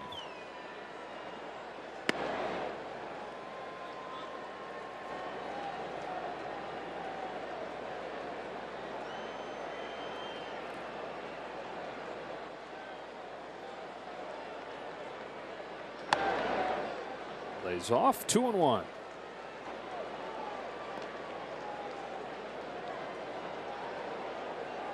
Mostly fastball slider change you'll see from Honeywell. There's the slider at 81. Fastball can reach 95, 96 miles an hour. Honeywell was a 2nd-round pick in 2014. Big time prospect for the Rays that has had as much bad injury luck as any pitcher, any player you're ever going to see. Strikes out Thompson for the first out of the 8th. He had 4 surgeries and missed 3 years with those 4 surgeries, beginning with Tommy John surgery a couple years after he was drafted, and then finally made it to the major league 7 years after he was a 2nd-round pick. 4 surgeries later, got there for 3 games with Tampa Bay in 2021. But spent all last year in the minors and getting another chance here with San Diego. And he pours in a strike to Rojas. And that is incredible stick-to-itiveness. 4 surgeries.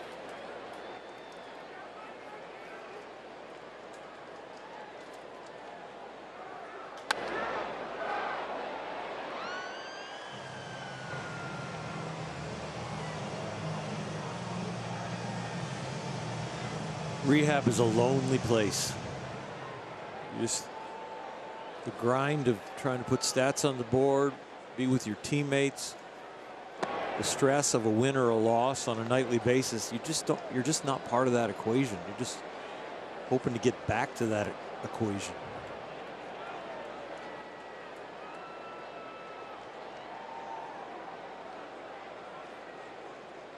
His 1-2 offering spoiled.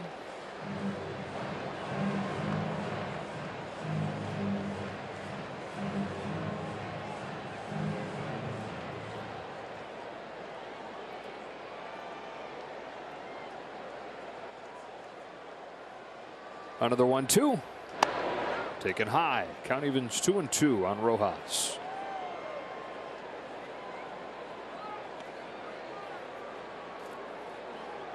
This Dodger offense tonight's had a really nice 3-batter stretch, but other than that, they're 0 for 22 with a walk. Little jam shot right side off Cronenworth's glove. That'll break that little streak, but the walk, home run and walk, when they got their 2 runs, Padre pitching has kept him quiet other than that.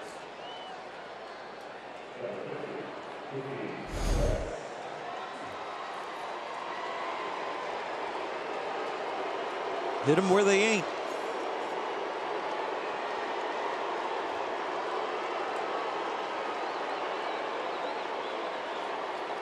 Dodgers 2, Padres 0. Dodgers trying to even this series at a game apiece. Even though Betts and Freeman have given him nothing. 0 for 6 combined tonight and 1 for 13 combined in the series.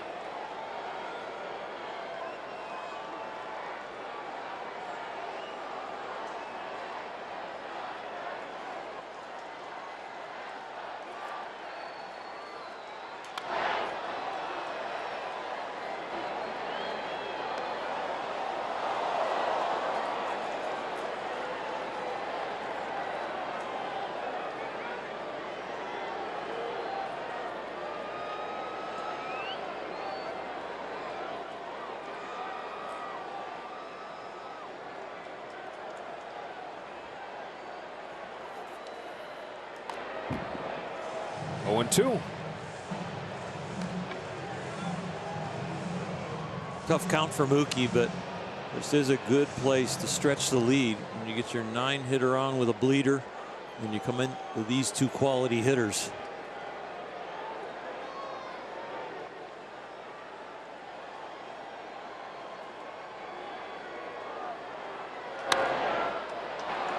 Popped off the end of the bat, and Cronenworth makes the play. That, by the way, was the screwball from Brent Honeywell that he learned from his dad, and his dad learned from his cousin, Mike Marshall, former Dodgers Cy Young Award winner. That's a pitch that hardly anybody throws anymore. Dr. Mike Marshall. And he could throw every single day for you. He knew how to take care of his arm, how to work out. He's one of the early people that really understood the biomechanics of a delivery and an arm being thrown overhand.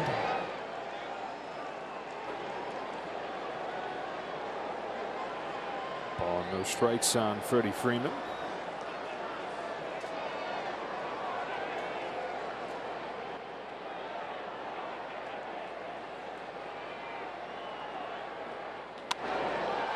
Muscles the ball over second into right for his first hit of the game.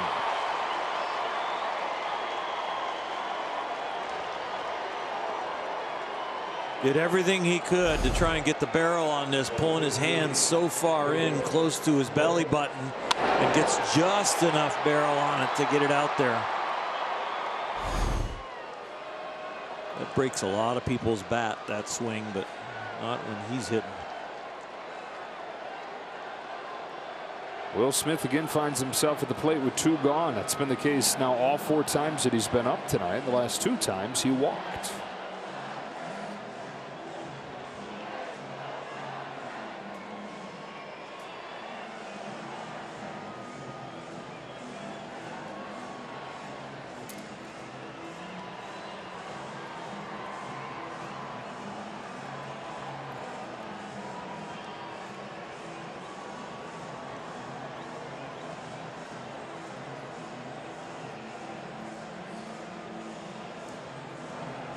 This is a long meeting.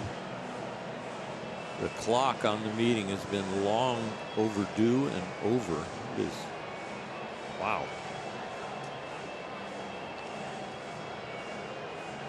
That should count as 2 meetings. You're out of the game. All right, we're bringing Hader in. Never mind, he can stay. Yeah, that's right.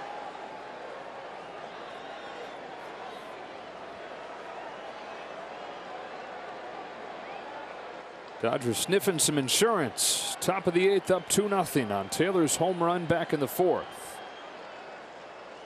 Honeywell to Smith. Fouls it back, strike 1. These big situations, Will has never been afraid to swing the bat. Some hitters that are aggressive in non-game situations, they all of a sudden get real patient. But Will is the same guy no matter what the situation is. You throw it where he wants it, he'll let it go.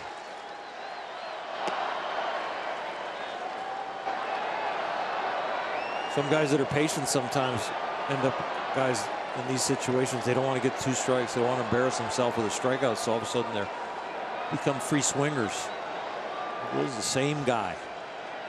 On 1-1, he takes ball 2.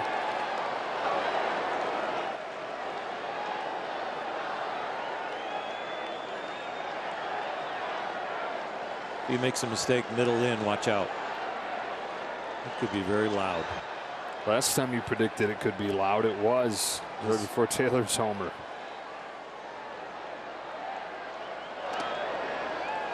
Ball 3. Honeywell felt in his hand. He just, I feel that too. I'm going to squeeze this one. Choke it. You got to stay fully committed, even when you know a hitter looks very hitterish.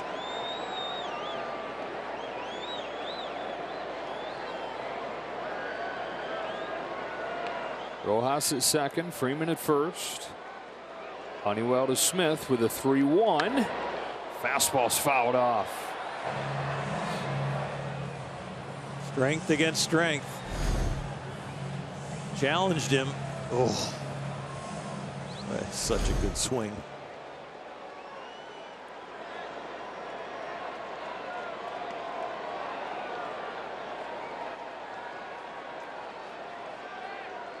Runners go. Pitch comes home, and Smith checks his swing and a foul ball.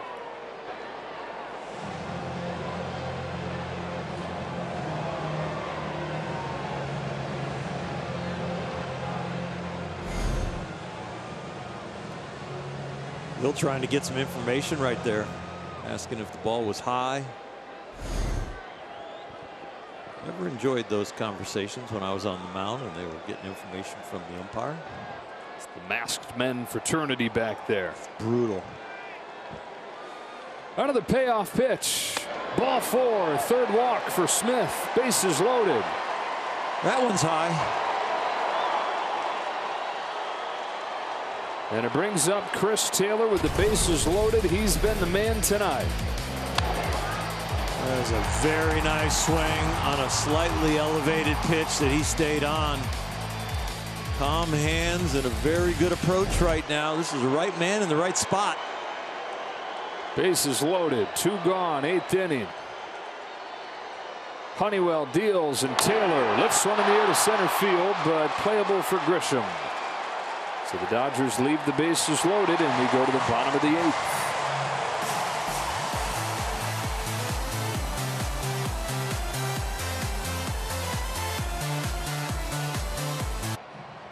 Dodgers, well, they'll talk about baseball. And maybe a little basketball, too. Dial it into the Lakers game. How about the Lakers give up 127 in game 2, and with 10 minutes left in game 3, they've given up 68. 92 to 68. It's not bad. Let's see why Jerry's fooling around with the bigger basketball. Bigger ball. That too. Normal basketball. Yeah, normal basketball. I don't know. With Jerry, you never know what he's. Bigger guy here. Yes. Bruce Starr. Flamethrower. 9-1-2 for the Padres. 2-0 game as Sullivan slashes one to left, and he's got a leadoff hit that scoots by Trace Thompson. And Sullivan's in scoring position. First time the Padres have had a man there tonight. Happens 1 pitch into the 8th. Left-hander hits a line drive to left near the line. It's going to have some side spin, and this ball, when it hits green, it curves big time. And Trace almost just assuming the ball is going to bounce straight. Did not have enough reach there. Let it go into the corner.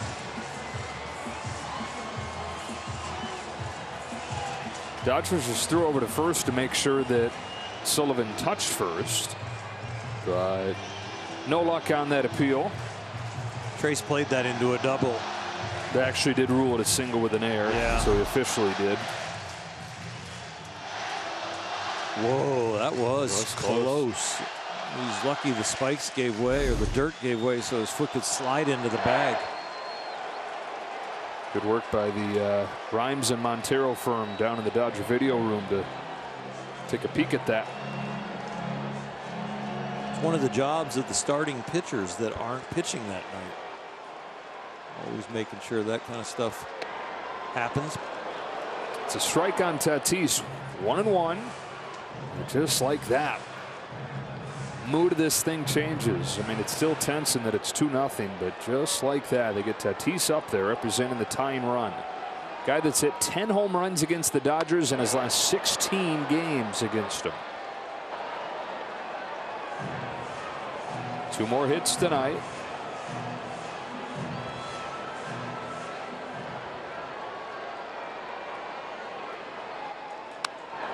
That's a fair ball, and that's a run for the Padres. 3rd hit for Fernando Tatis. An RBI double on a 2-run game with a tying run in scoring position and nobody out. Bruce Starr has developed his slider to a point where it's his best pitch. The league was 1 for 11 off of it coming into this at bat, but this is a slider, leaves up 86 miles an hour, and you can see it started letter high, ends up waist high, and Tatis does not miss it. Gets it hit on the ground, but it was too firm, and it got by Taylor. 10th run knocked in his first 14 games. Now Machado. That got the bat, and strike one. A break for Gratterall there.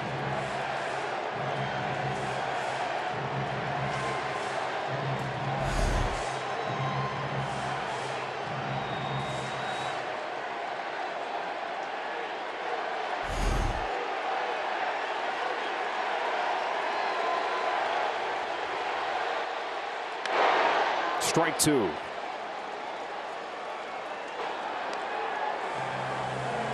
The error in left and Tatis's double has brought the crowd into the game. Dodgers and Padres thrilling again. Shot foul.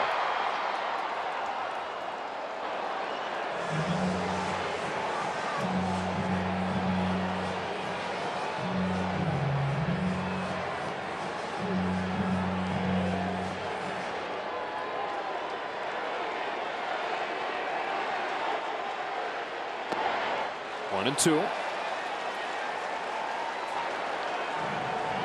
Manny in a 2-strike count was late on the sinker the pitch prior, then they go breaking ball. When he's that late on it, he's sitting soft. He's fighting off the fastball and looking for the slider. Got a slider, bounce it gently to third. Taylor guns across in time. Tatis takes third, and the tying run is 90 feet away. A big 90 feet there with one out.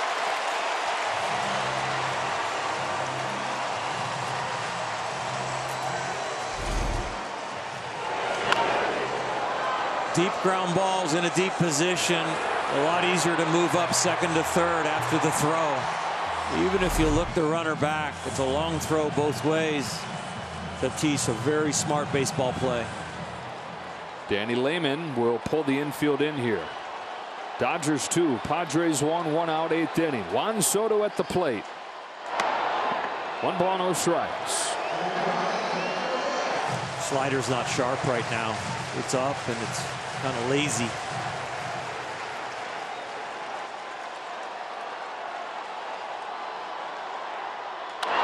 Bouncer to second. Tatis retreats and Vargas goes to first. 2 gone.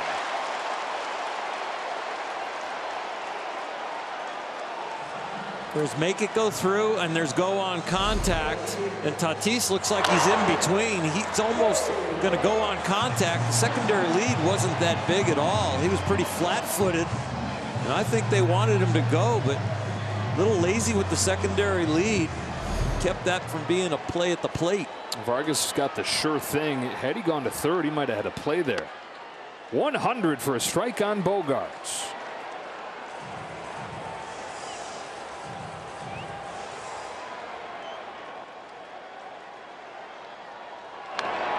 Quickly 0-2.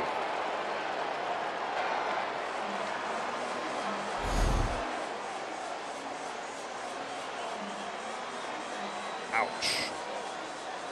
The pitch clock really makes you enjoy baseball when you get in these situations. Woo. And it's just moment after moment after moment. They just keep coming at you. This inning looked like it was going to get away from the Dodgers, and here we are with 2 out and 2 strikes.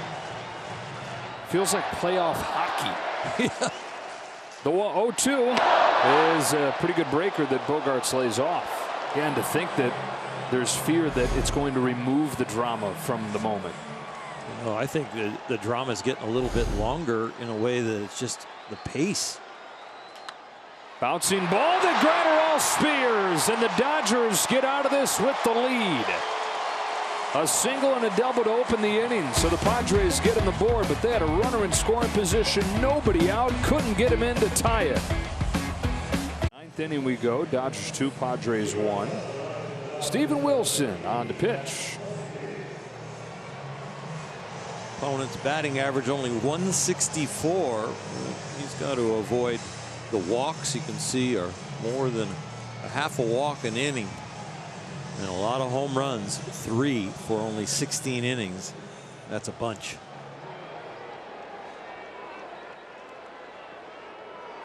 Five, 6, and 7 here. Muncy, Vargas, and Outman against Wilson. First pitch of the ninth inning buzzes him. Ball one.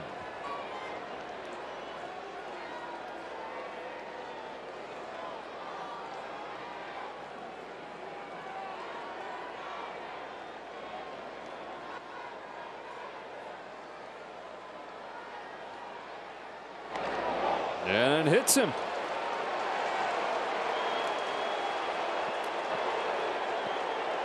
Well, Muncy on to start the inning. Of course, it misses the padding.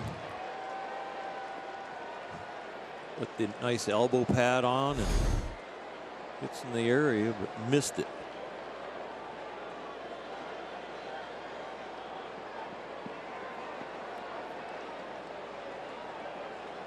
So Vargas, last chance for him, perhaps trying to extend his 7-game on-base streak at 0 for 3.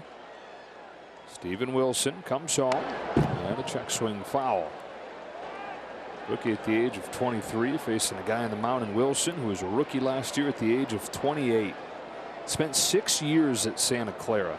He had shoulder surgery. He had Tommy John. Used his extra time to get his master's in business analytics and figured if he didn't get drafted, he was going to try to work in a baseball front office. Sweeps this one away. Count evens 1-1 on Vargas. 4 years in the minors. Supplemented his baseball salary as an Uber driver with a 4.9 rating.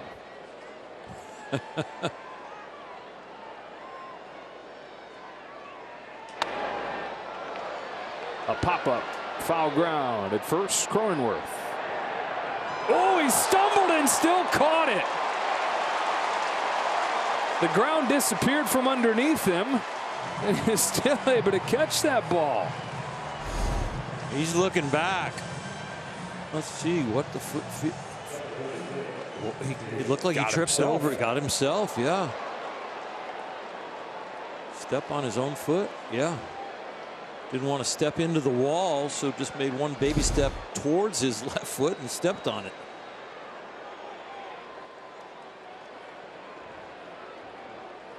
Runner at first, one away for Outman. Inside ball one.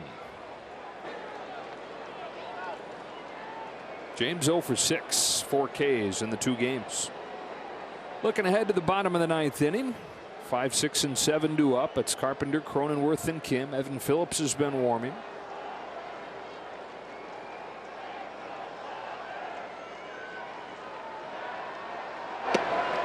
What do you think? Fun or super stressful for Danny Lehman that his first game as a manager here, filling in for Dave Roberts tonight, is a nail biter like this? Yeah, with Tatis on third and the ground ball to Vargas, I'm sure that made it a little more fun. He's got Bob right there by his side. 3-0. At least now he doesn't have to think 3 and 4 innings ahead.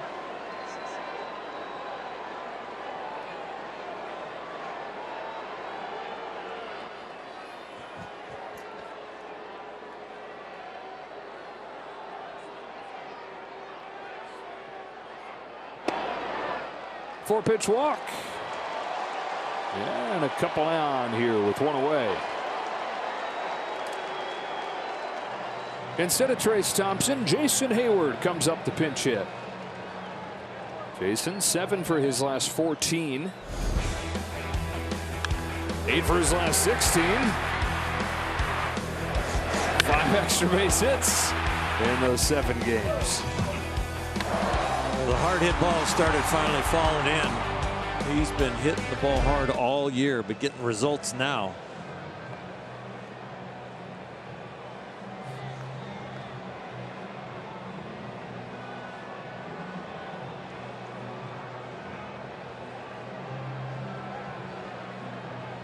Really has been fun to watch him go through the changes and then see the success.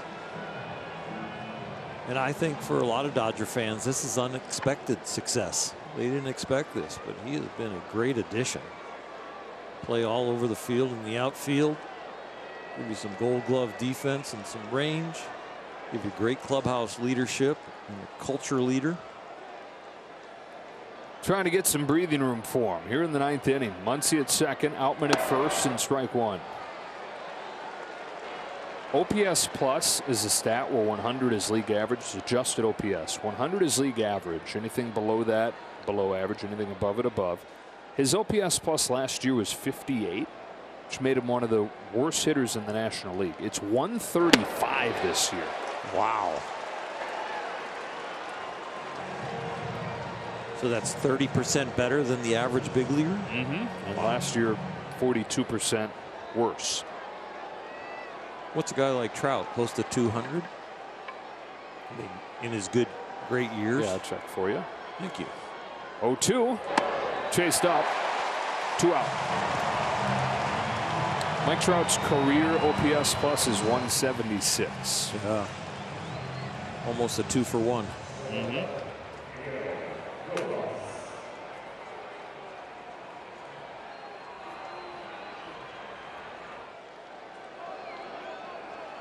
Rojas had a bloop single last inning. It was the first Dodger hit since Taylor's home run in the 4th, and one of only 3 total tonight. The Dodgers lead 2-1, trying to even the series at a game apiece, trying to get their 7th win out of their last 8 games.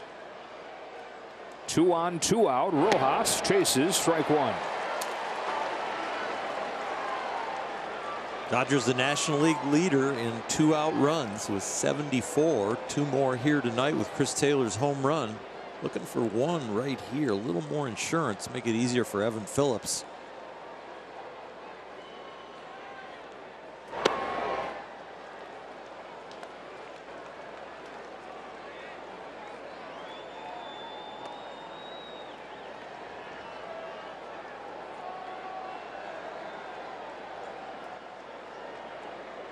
Muncy got hit. Outman walk. They're the base runners.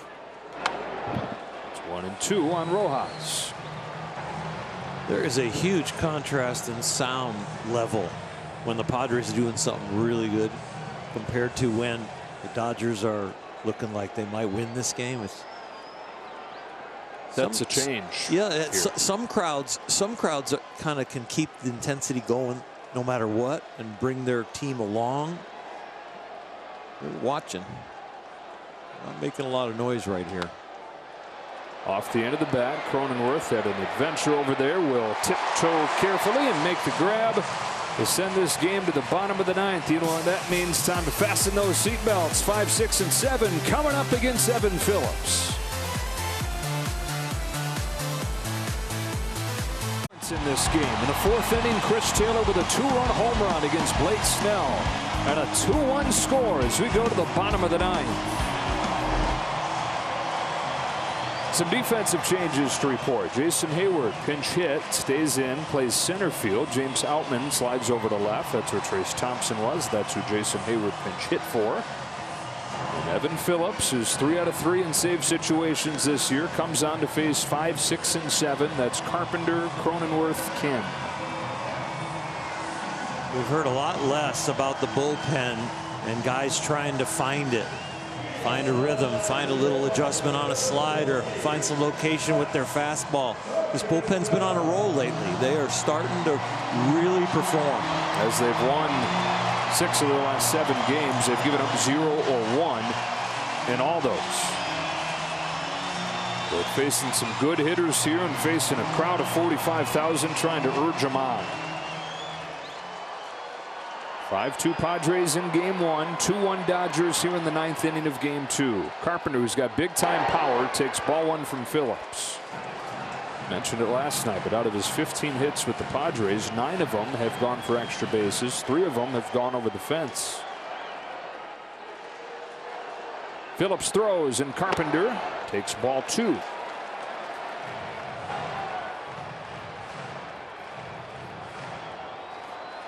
Resurrected his career with the Yankees last year.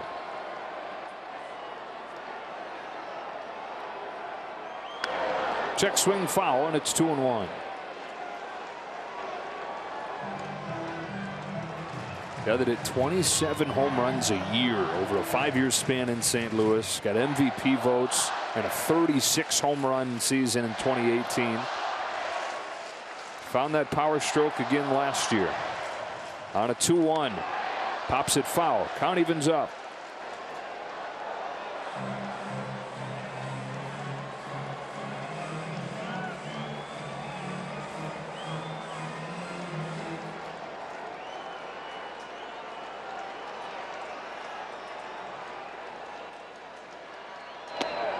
Oh, almost hit him. Almost could have deked like it did and make it go to replay.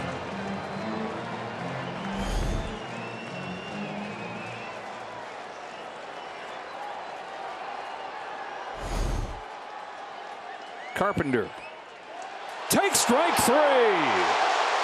Fastball to the top of the zone, framed well by Will Smith.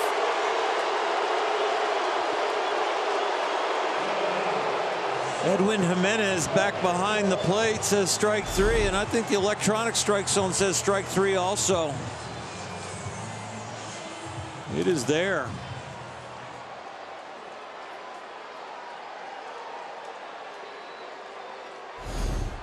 One away. Cronenworth now takes outside ball 1.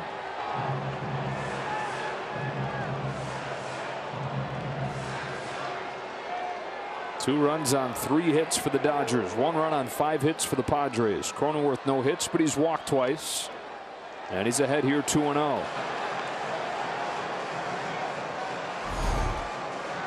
Trying to stay away from him. He's going to beat you with power. It's going to have to be the opposite field. A little tougher now in a 2-0 count.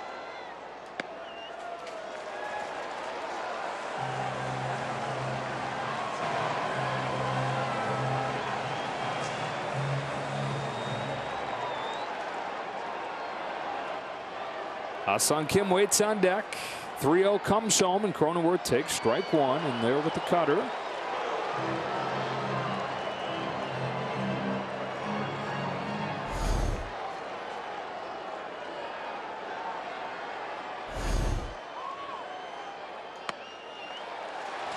Tying run aboard.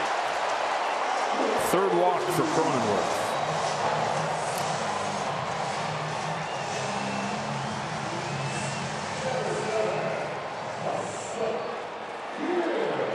And here's Kim.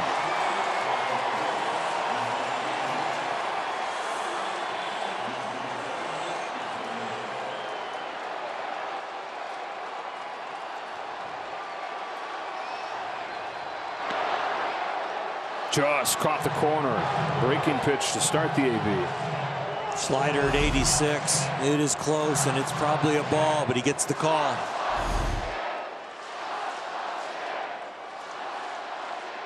Oh, and 2.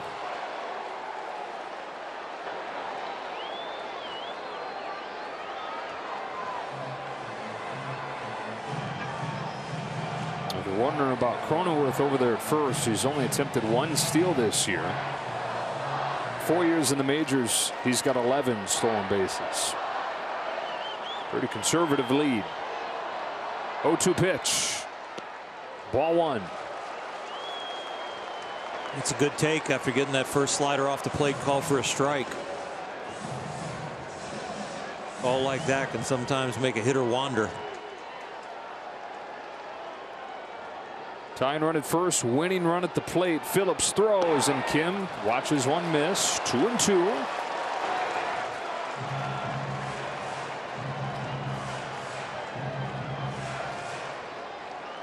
I got to believe an inside fastball. He rolls over after those 2 wide ones. Barely got a piece. That's why Chris Taylor is on the line. If he throws the slider away, it's probably going to be hit up the middle. And that's the way the defense is playing. And if he throws it inside, it's probably going to go down the line. And Chris Taylor guarding that because of the man on first. Only a 1-run lead. And guarding against that fastball in.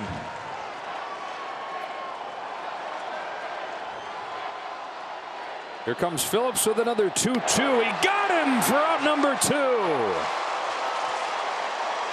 The sliders didn't put him away, but the sliders set up this fastball in. You know, you hear so much in baseball, fastball in, breaking ball away. Well, it went breaking ball away, get him leaning out there, and then bury it inside. Evan Phillips let go by the Orioles, let go by the Rays, picked up by the Dodgers for nothing.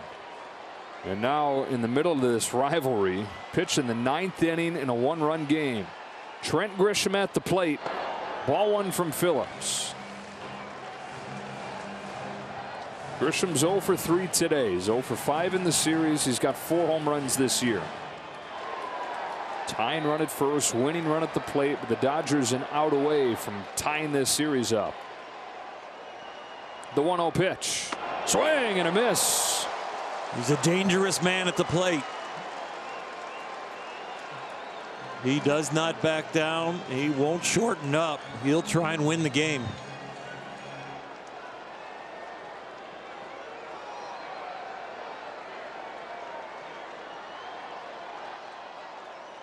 The 1-1. Didn't get the call that time on a cutter. Very similar looking pitch to what he got Carpenter on. Pretty much the exact same pitch. Danny Lehman gripping stuff here in his game as the manager. Dave Roberts away. Here comes Phillips with the 2-1. Grisham takes ball 3. It's back-to-back pitches that he really executed perfectly. Grisham's strength is down by the knees. A outstanding low ball hitter trying to attack the top of the strike zone. Did it well. Didn't get the call. The 9-hitter Sullivan's on deck. The 3-1 from Evan Phillips. Belted down the line, foul. All the way to Coronado, but strike 2. Can you see his strength is on the low pitch?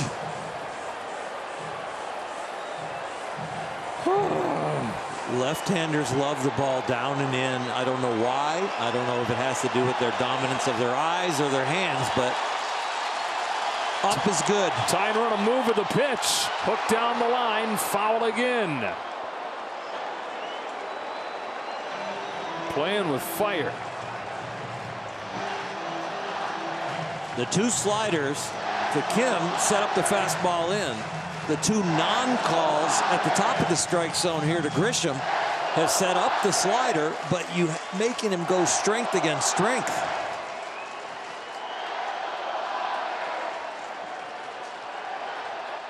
Tying run will be on the move again. Oh my goodness. 3-2. He struck him out. Fastball up and away. Took off and ended the game. Dodgers 2, Padres 1. And Danny Lehman filling in for Dave Roberts tonight with an edge of your seat thrilling win to even this series 1-1. We saw 92 and 94-mile-an-hour cutters at the top. Some sliders that almost broke your heart with walk-off home runs, and then the 97 got it done. Dodgers get out-hit, but win. One of the games of the year, one of the most intense, exciting games of the year, and the Dodgers come out on the right side of it. Chris Taylor's 2-run home run, the difference in the game. LA's now 20-14, and tomorrow we'll have a chance at a series win in the series finale on Sunday Night Baseball. Julio Urias for the Dodgers, Joe Musgrove for the Padres. And we'll be with you again Monday from Milwaukee. For all Hershiser, Kirsten Watson, the rest of our crew, Joe Davis saying so long from San Diego. Talk to you soon.